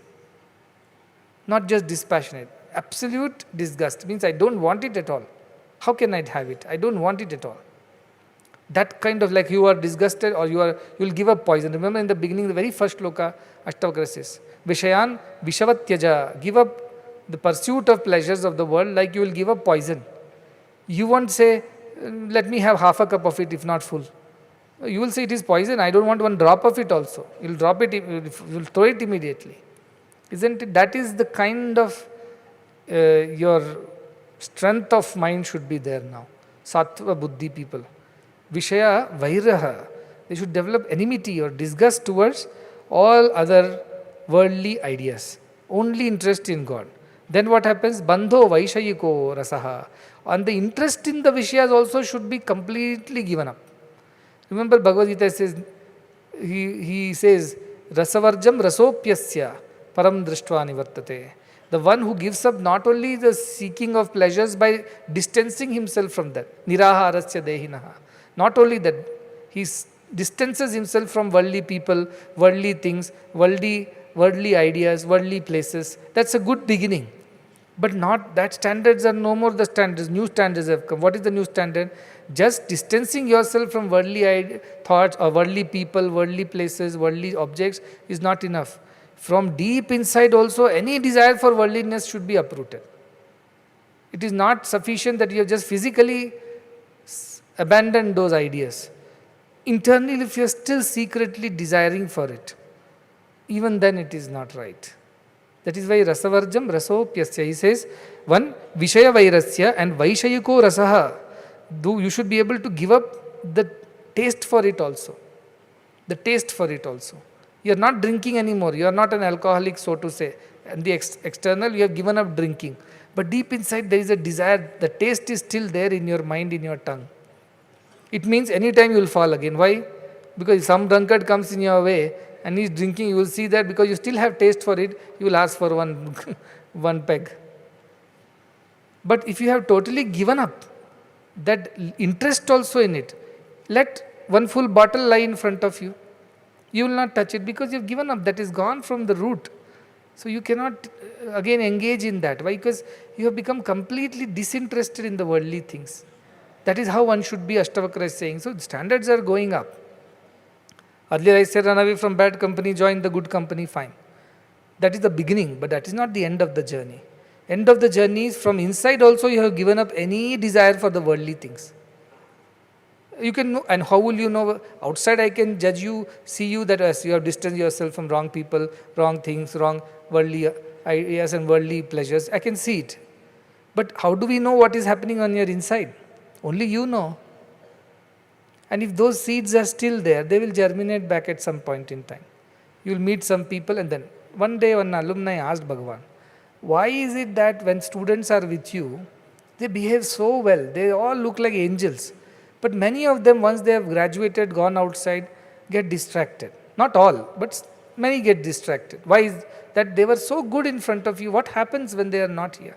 Then Bhagavan said, in front of me, all their vasanas are suppressed because of my presence. It's like a summer season.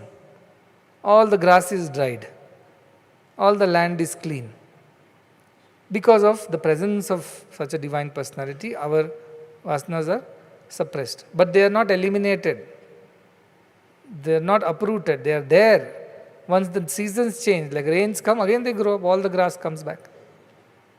So till they are in my presence, they are magnetized, they are motivated, they are inspired, so they do not feel desire for things of the world.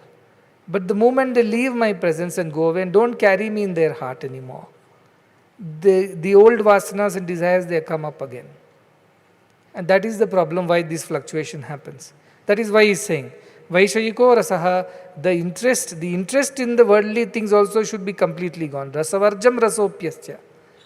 The interest in worldly things should disappear. Worldly things disappearing is not enough. The interest in it should disappear, because if the interest disappears, even if the worldly things are around you, it doesn't affect you. How does it affect you? It doesn't affect you at all, because you have changed from the inside. Many people are there who suddenly given up coffee, suddenly given up smoking, suddenly given up after coming here. They keep telling, Swamiji, I just felt inspired to give up this. I said, very good, but you have to sustain it. Some people really sustain it, some people go back 1 month, 2 months, 3 months, again they go back to then it continues from there. So it happens like that. When you are in divine presence and good people's company, you get motivated, you get inspired to give up a lot of wrong things. After every Dashara, people make new resolutions, like our New Year resolutions are there, right? We make resolutions in the divine presence, but it doesn't last. Why? Temporarily on the outside, we only distance ourselves from those distractions, but deep inside, the taste for it is not yet gone. You still desire secretly for tasting it again. Till there is a taste on your tongue for things of the world, there is a good chance that you will fall into it again. But if it is gone away from inside, then whatever temptations come, it won't affect you anymore, because you have changed from inside. So he is asking like that. Do like that. How? Not only think of the worldly things as your enemy, develop some kind of a disgust and enmity towards it. It means a way to say extreme dispassion, not just lightweight dispassion. Extreme, intense dispassion you develop, and even the taste for it should not linger in your inside. Only then, etavadeva vijnanam, only then when you know that you have developed that kind of ultimate distaste for the things of the world, then go about doing what you want. Yathechasi tata kuru, swachchanda charinaha, be free, you go anywhere, nothing will touch you. Even if you pile up billions of dollars, you will have not an iota of attachment towards it. Even if you develop a huge empire as a king, that Janaka is of course a king, you will have not an iota of attachment or passion towards anything. Let any amount of distractions and temptations come in your way, you will not be affected by that because you have changed from inside. Then you become free. So when is the freedom? Freedom is when you have changed from the inside. That is freedom. Swatantra, when you are governed by your within, not by somebody else without. It's not about getting freedom from somebody else's rule. It is when yourself rules your mind. And when, even in the face of all the temptations, nothing happens to you because the inside of you has changed. It has no more lingering, secret desires for anything. That has gone away from the root. Such a person alone can completely be absolutely steady. And such a person go wherever you want. Who can touch you? Who can distract you? Who can tempt you? Who can dissuade you from this path? Nobody. So yathechasi tatha kuru. Do as you please. After that, you want to be a king? Be a king. You want to have, if you need to be a king, be a king. If you need to be a father, be a father. If you need to be a rich man, be a rich man. Doesn't matter. Or you need to be a beggar, so be it. Nothing will affect you. You have to reach that state. So this is how Janaka is explaining. But very difficult to give up taste for the world. So what is the method? Bhagavan used to say, these children first drink only mother's milk. Then they are persuaded to eat the food, outside food. Anna Prashna is done. But children will not like it first. They reject it. Because this is something that they are not used to. They don't like it, rice and other things. So they keep spitting it out. If the mother starts thinking, "Ayo, my baby is not eating, let me keep feeding breast milk," whole life she cannot feed him. So she has to change her ways, or baby's ways, and insists that he eats. Even if he spits it out, even if he'll eat. And one day the child develops taste for rice and dal and the food outside. And then lifelong he becomes so interested. Now without one day, if rice is not there, he is not happy. That kind of. So tastes can change. Habits can change. It's not that it is impossible. You cannot give this as an excuse that, no, I was born like this. So what can I do? No, you can do something about it. You can develop dispassion for worldly things. You can develop interest in spiritual things. It is possible. It is possible with the right effort and the right company. All this is possible. So running away from bad company is the first step, which helps you to distance yourself from those distractions. Like we practice driving in an open ground where there are no vehicles. That is the first step. But eventually you have to go on the road. But when do you go on the road? You will be checked whether you are capable of driving on your own, whether you have become independent driver. Then the traffic police person will test you and give you a license. With that license, now you are free to drive wherever you want. Swachchanda charinaha. Yathechasi tadha kuru. You are free now. Go to the main road, go to highway, go to a busy market, or go to an empty village. Doesn't matter. Because you have got that skill of driving in your control. You can control your car. But till you have control over your car, will anybody allow you to drive? Can you be swachchanda charinaha? Can you do yathechasi tatha kuru? Not possible. You will cause accidents, damage to yourself and others. So you must practice in an empty ground. How? With the help of a coach, a driver. Then you are free to drive wherever you want. That is the idea of yathechasi tatha kuru. Now people should not miss the three padas of the shloka, catch the fourth one. Ashtavakra says yathechasi tatha kuru, do as you please. That is what the modern generation says. My life, my terms. Nobody should tell me who I am. This woke generation of today's. They are very, very proud about this thing. I will do as I please, however I want to live. World doesn't work like that. They are those who have Rajasi Buddhi or Tamasi Buddhi. Rajasi Buddhi does what? Confuses itself. Our scriptures talk about right to freedom.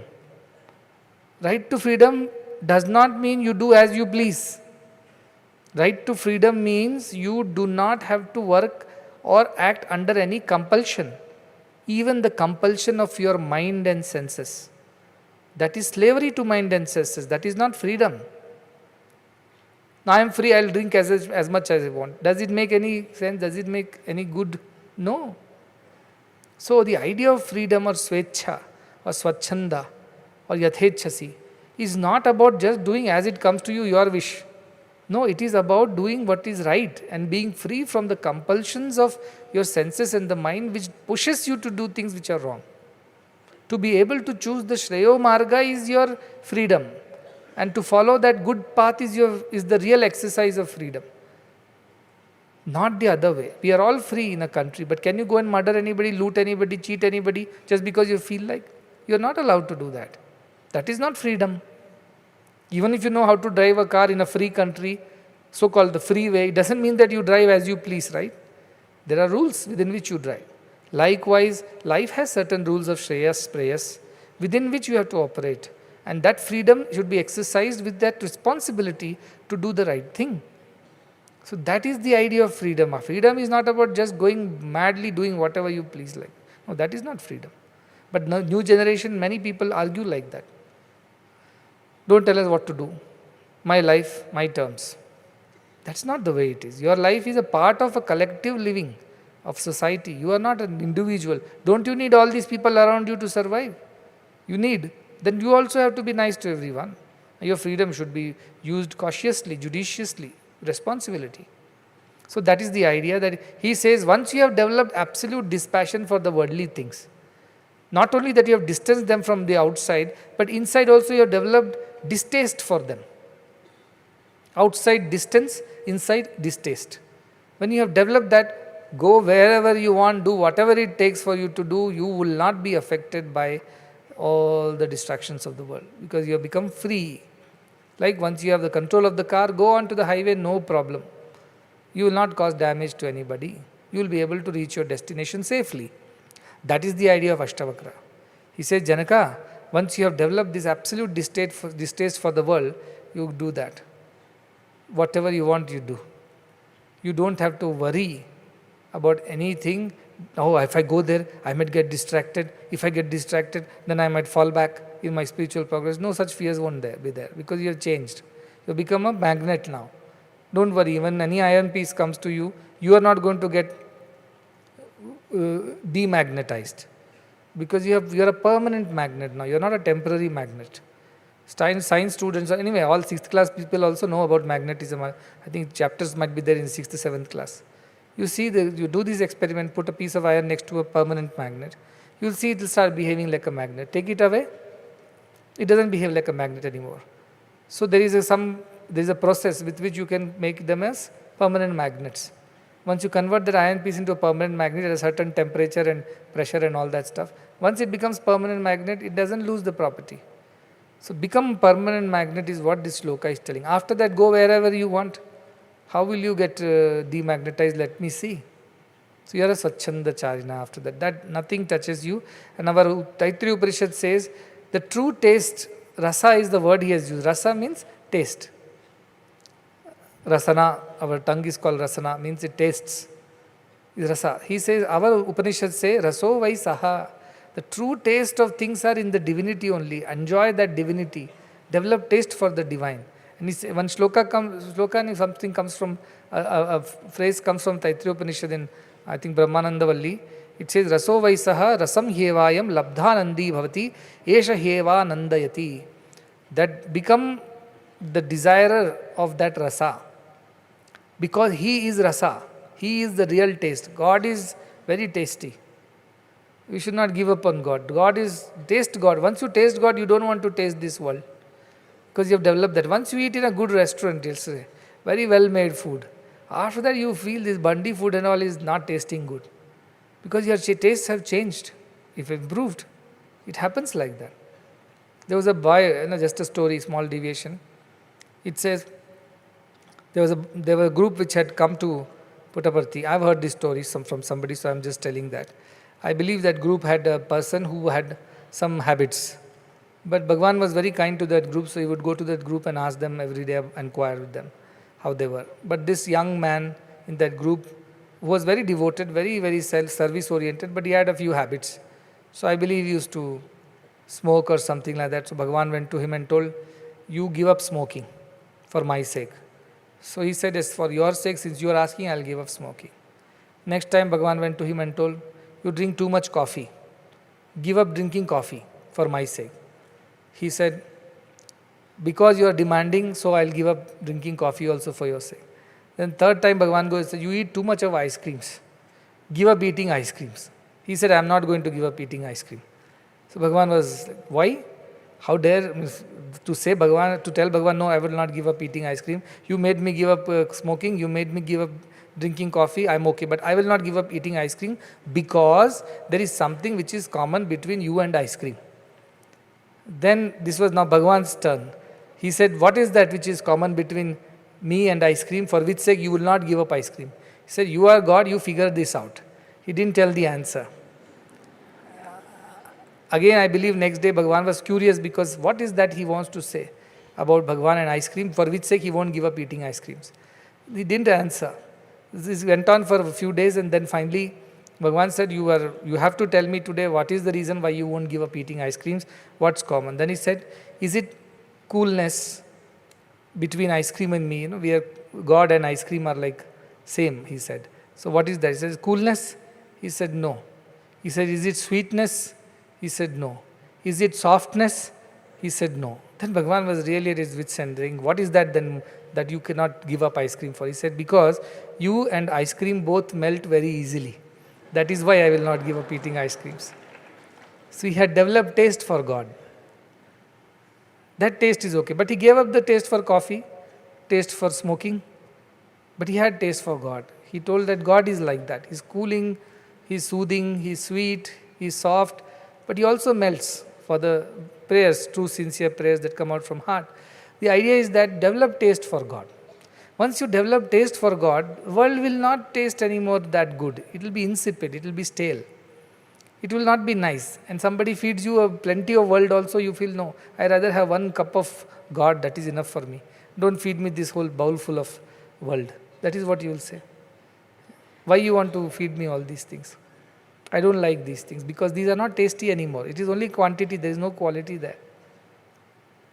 Bhagavan used to often say, 1 spoon of cow's milk is better than a barrel full of donkey's milk. The nutrition in it. That is the idea. This much of God is more than sufficient than that much of world. So the one who has developed taste for God, raso vaisaha, what happens to him? He says, rasam hyevayam labdhanandi bhavati. Once he attains this rasa, what happens? He becomes full of ananda. Brahma Veda Brahmaiva Bhavati. Like that rasam, that raso Veda, raso, what you call, rasam hyevayam labdha anandi bhavati. Becomes anandi bhavati, full of joy. Esha heva anandayati. Such a person will attain the ultimate supreme bliss. Why? Because he has developed taste for God and he wants only God and nothing else in life.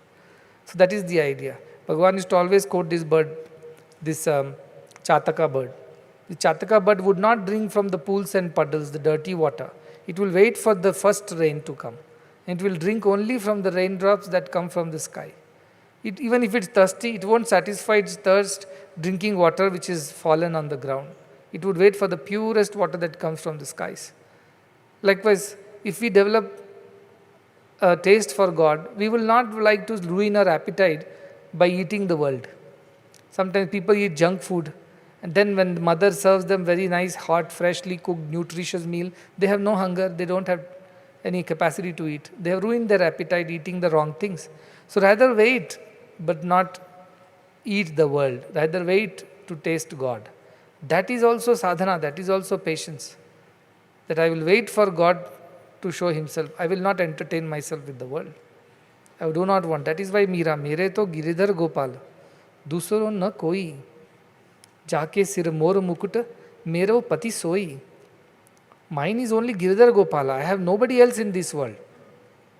And the one who has that peacock feather on his crown, he alone is my husband, he is alone my Lord. This man with the crown of jewels on his head, the Rana, he is not my husband.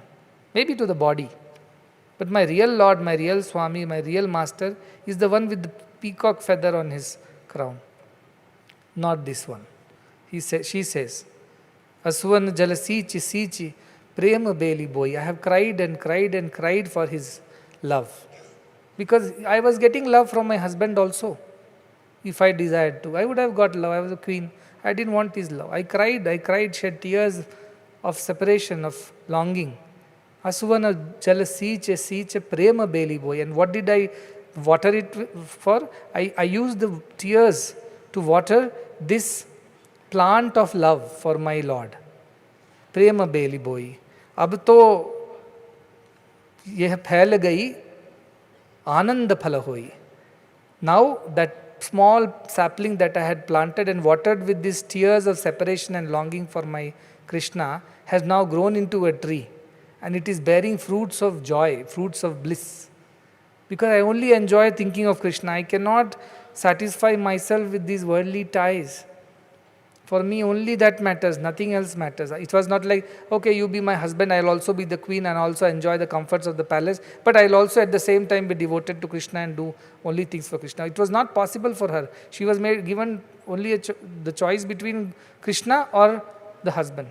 She had to choose very clearly between her palace or her queen, status of the queen, or be on her own without a roof over her head. And she chose the other one. This is the beauty of the ones who have developed taste for God. Even if they are hungry, they would not ruin their appetite with worldly things.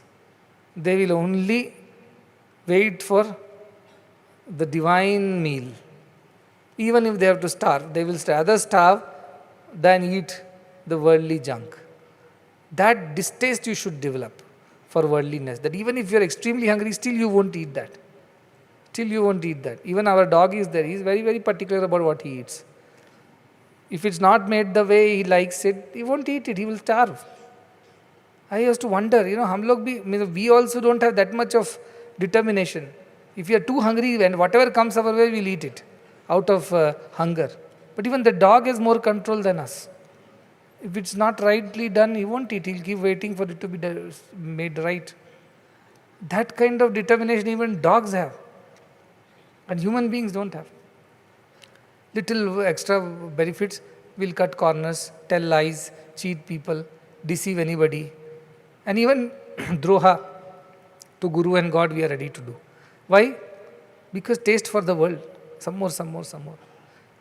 But the Gyanis, even if you give them everything, they are not affected by that. Why Tyagaraja could say, Nidhi chala sukma, Ramuni sannidhi seva sukma, he says. Is the wealth more pleasurable? Or the proximity and the service to Lord Rama is more pleasurable for me? I will rather starve. His wife says, we have a young daughter to be married. And this is like God sent offer. King is telling, he will make you the Asthana Vidwana of his court. You sing his praises, entertain him, we will have wealth, we will get our daughter married, we won't have to starve like this. Tyagaraja says, nothing doing. I will beg on the streets, doing uncha vritti. And whatever people give, we will cook and eat. But I will not go and sing the praises of the king just to fill this belly. I will not do it, he says.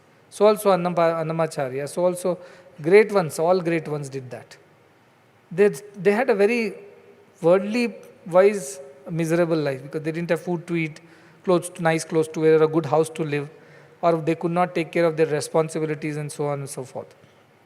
But deep inside, they could not be untrue to themselves. They could not lie to themselves. They could not cheat themselves because they only wanted God. And there was no way they could have also enjoyed the world and still be devoted to God. That was not possible. That's why Meera very clearly, Mere to Giridhar Gopal, dusra no koi. Nobody else is mine. Like Mere to Giridhar Gopal, also my husband, my mother-in-law, my family. No. Nobody else. Mine, only he is mine. I am only his. Nothing else is mine.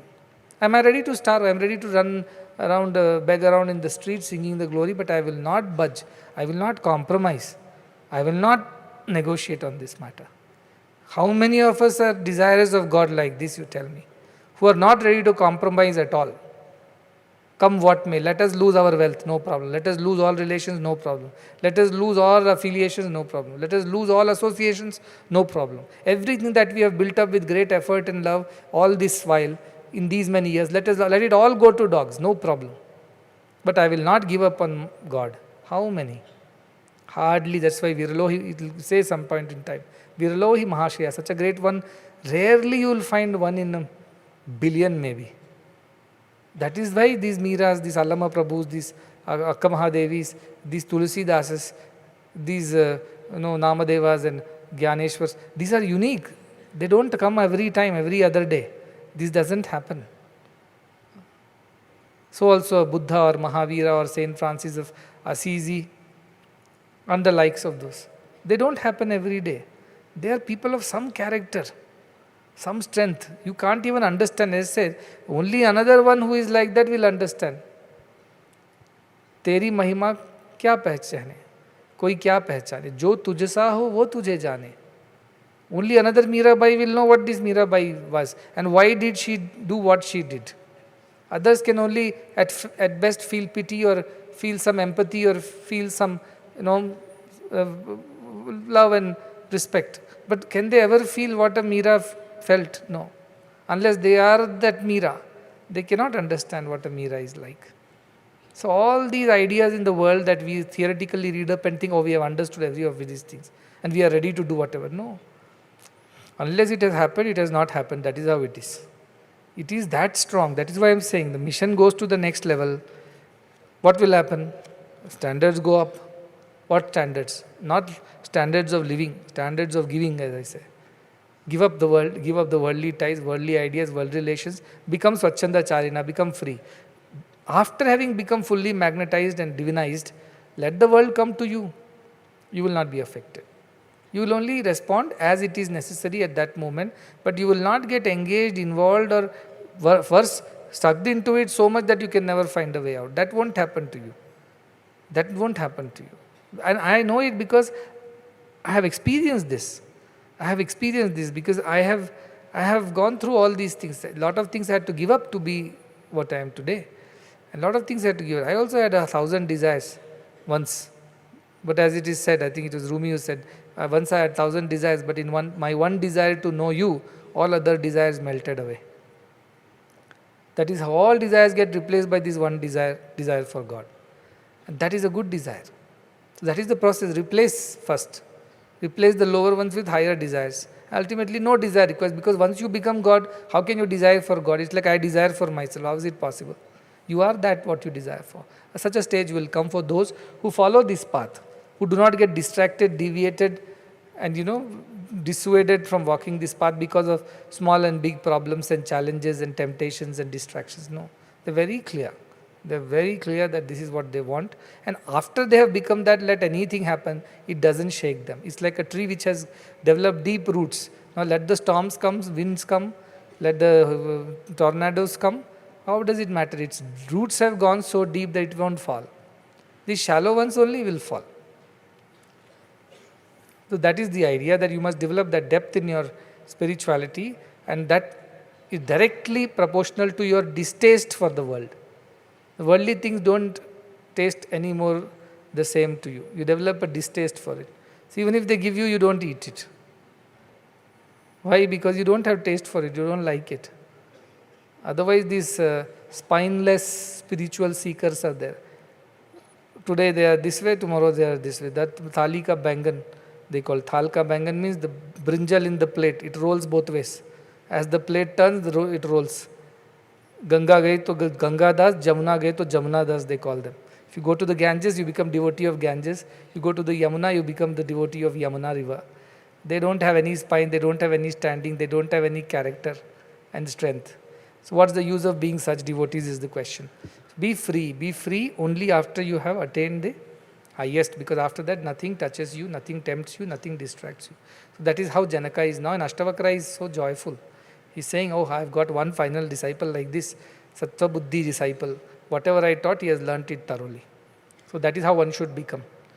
My request is there, those who are these eternal coughers, the coughing machines, please either don't come to the satsang, or if you come, stay behind, because this hall reverberates.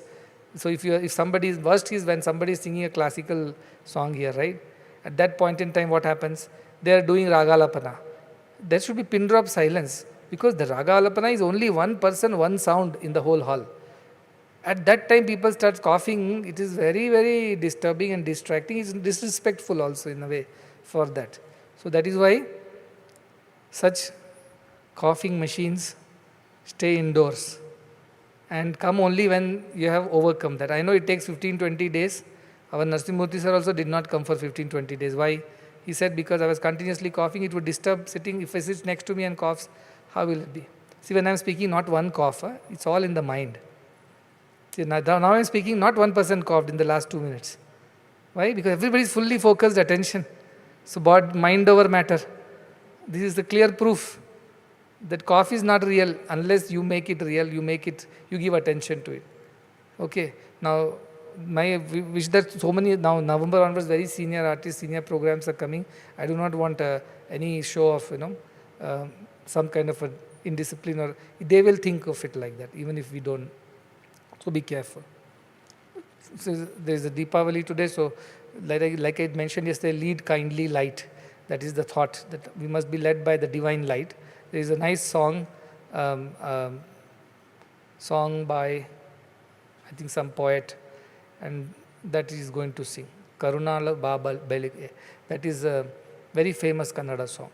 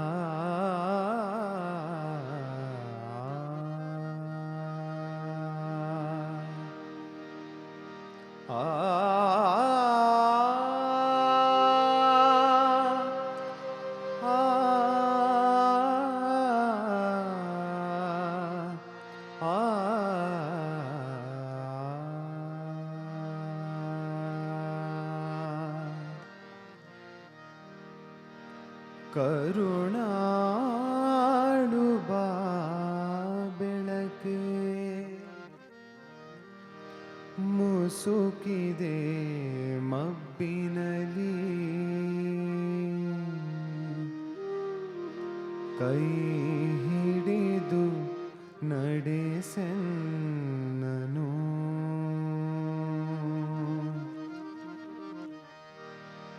ഇരുളു ಕತ್ತಲೆಯಾಗವಿ ಮನೆ ದೂರ ಕನಿಕರಿಸಿ ഇരുളു ಕತ್ತಲೆಯಾಗವಿ ಮನೆ ದೂರ ಕನಿಕರಿಸಿ ಕೈ ಹಿಡಿದು ನಡೆಸೆನ್ನನು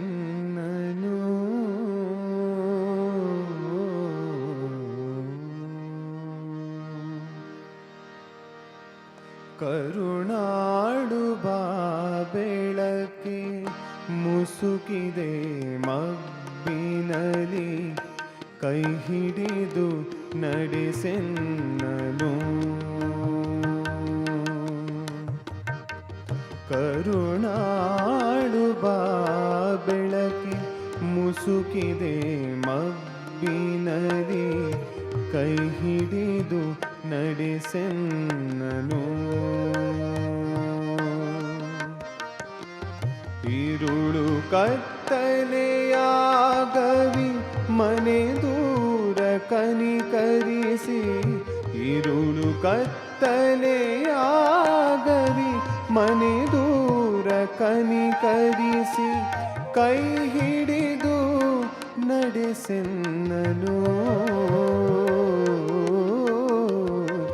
ಕರುಣಾಳು ಬಾ ಬೆಳಕಿ ನುಸುಗಿದೆ ಮಬ್ಬಿನಲಿ, ಕೈ ಹಿಡಿದು ನಡೆಸೆನ್ನನು.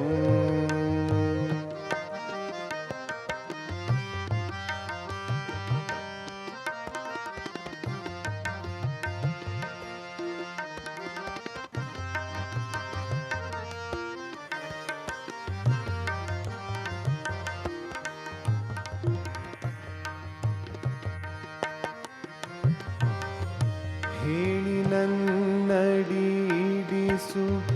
ಬಲು ದೂರ ನೋಟವನು, ಕೇಳಿದೊಡನೆಯೇ ಸಾಕು ನನಗೊಂದು ಹೆಜ್ಜೆ.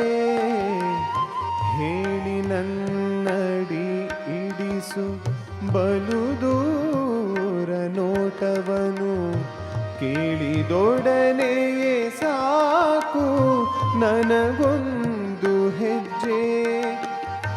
ಮೊನ್ನೆಯಿಂತಿರದಾದೆ ನಿನ್ನ ಬೇಡದೆ ಹೋದೆ, ಮೊನ್ನೆಯಿಂತಿರದಾದೆ ನಿನ್ನ ಬೇಡದೆ ಹೋದೆ, ಕೈ ಹಿಡಿದು ನಡೆಸೆನ್ನನು.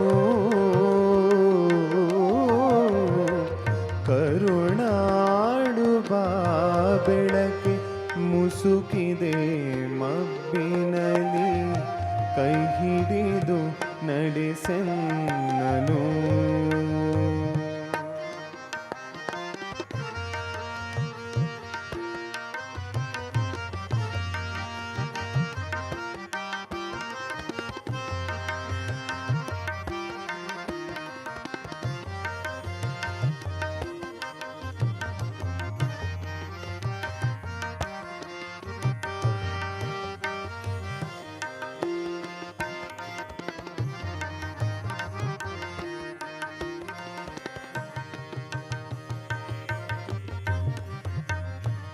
ಇಷ್ಟು ದಿನ ಸಲಹಿರುವೆ ಈ ಮೂರ್ಖನನು ನೀನು, ಮುಂದೆಯೂ ಕೈ ಹಿಡಿದು ನಡೆಸದಿಹೆಯಾ. ಇಷ್ಟು ದಿನ ಸಲಹಿರುವೆ ಈ ಮೂರ್ಖನನು ನೀನು, ಮುಂದೆಯೂ ಕೈ ಹಿಡಿದು ನಡೆಸದಿಹೆಯಾ. ಕಷ್ಟದಡವಿಯ ಕಳೆದು ಬೆಟ್ಟ ಹೊಳೆಗಳ ಹಾದು, ಕಷ್ಟದಡವಿಯ ಕಳೆದು ಬೆಟ್ಟ ಹೊಳೆಗಳ ಹಾದು, ഇരുಳನ್ನು ನೂಕದಿಹೆಯಾ. ಬೆಳಗಾಗ ಹೊಳೆಯದೆ ಹಿಂದೊಮ್ಮೆ ನಾನೊಲಿದು, ಬೆಳಗಾಗ ಹೊಳೆಯದೆ ಹಿಂದೊಮ್ಮೆ ನಾನೊಲಿದು, ಈ ನಡುವೆ ಕಳಕೊಂಡ ದಿವ್ಯ ಮುಖನಗುತ್ತಾ. ಬೆಳಗಾಗ ಹೊಳೆಯದೆ ಹಿಂದೊಮ್ಮೆ ನಾನೊಲಿದು, ಈ ನಡುವೆ ಕಳಕೊಂಡ ದಿವ್ಯ ಮುಖನಗುತ್ತಾ. ಕರುಣಾಡು ಬಾ ಬೆಳಕಿ ಮುಸುಕಿದೆ ಮಬ್ಬಿನಲಿ, ಕೈ ಹಿಡಿದು ನಡೆಸೆನ್ನನು. ഇരുಳು ಕತ್ತಲೆಯಾಗವಿ ಮನೆ ದೂರ ಕನಿಕರಿಸಿ, ഇരുಳು ಕತ್ತಲೆಯಾಗವಿ ಮನೆ ದೂರ ಕನಿಕರಿಸಿ, ಕೈ ಹಿಡಿದು ನಡೆಸೆನ್ನನು.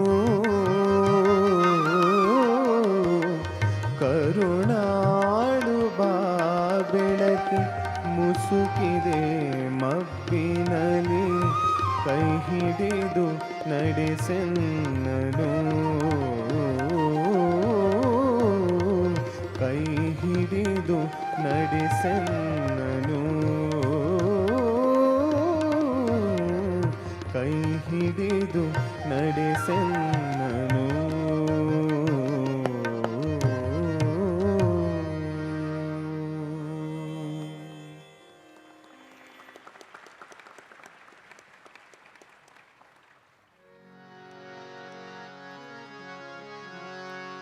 सर्वसुगुण सिंधवे सकल सुजन बंधवे सर्वसुगुण सिंधवे सकल सुजन बंधवे गुरवे मधुसूदनाय महितमंगलम् सद्गुरवे मधुसूदनाय महितमंगलम् दीन दुखित पोषकाय दान धर्म प्रेरकाय दीन दुखित पोषकाय दान धर्म प्रेरकाय सर्वलोकहितरताय सर्वमङ्गलम् सद्गुरवे मधुसूदनाय महितमङ्गलम् वेदनादवर्धकाय विश्वशान्तिस्थापकाय वेदनादवर्धकाय विश्वशान्तिस्थापकाय ब्रह्मज्ञानबोधकाय दिव्यमङ्गलम् सद्गुरवे मधुसूदनाय महितमङ्गलम् सत्य साई प्रियाय सत्य प्रेम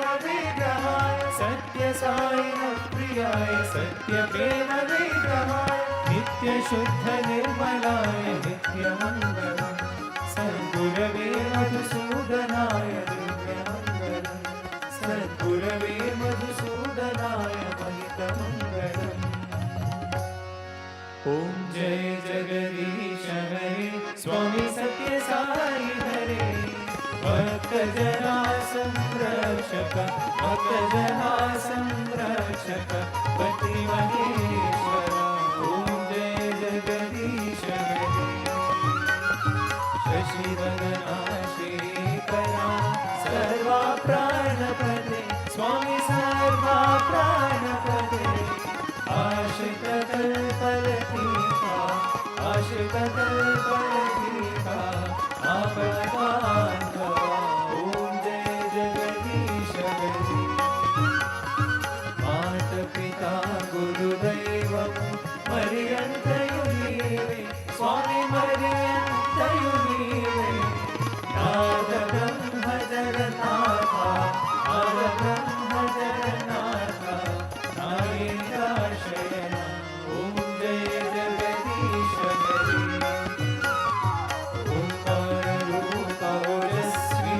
साई महादेवा सद्गुरु साई महादेवा मंगलहारति अंदुको मंगलहारति अंदुको मंगल गिरिधारी ओम जय जगदीश हरे नारायण नारायण ओम सत्य नारायण नारायण नारायण ओम नारायण नारायण ओम सत्य नारायण नारायण ओम सत्य नारायण नारायण ओम जय सद्गुरुदेवा नारायण नारायण ओम सत्य नारायण नारायण नारायण ओम नारायण नारायण ओम सत्य नारायण नारायण ओम सत्य नारायण नारायण ओम जय सद्गुरुदेवा नारायण नारायण ओम सत्य नारायण नारायण नारायण नारायण नारायण ओम सत्य नारायण नारायण ओम सत्य नारायण नारायण ओम जय सद्गुरुदेवा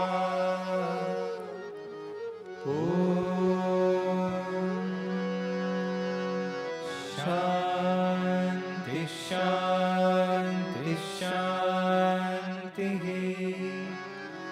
समस्त लोका सुखिनो भवन्तु समस्त लोका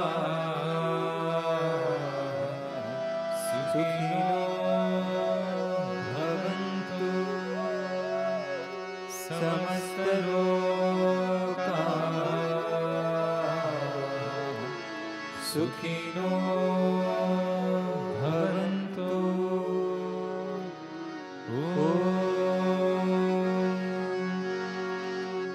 शांति शांति शांति।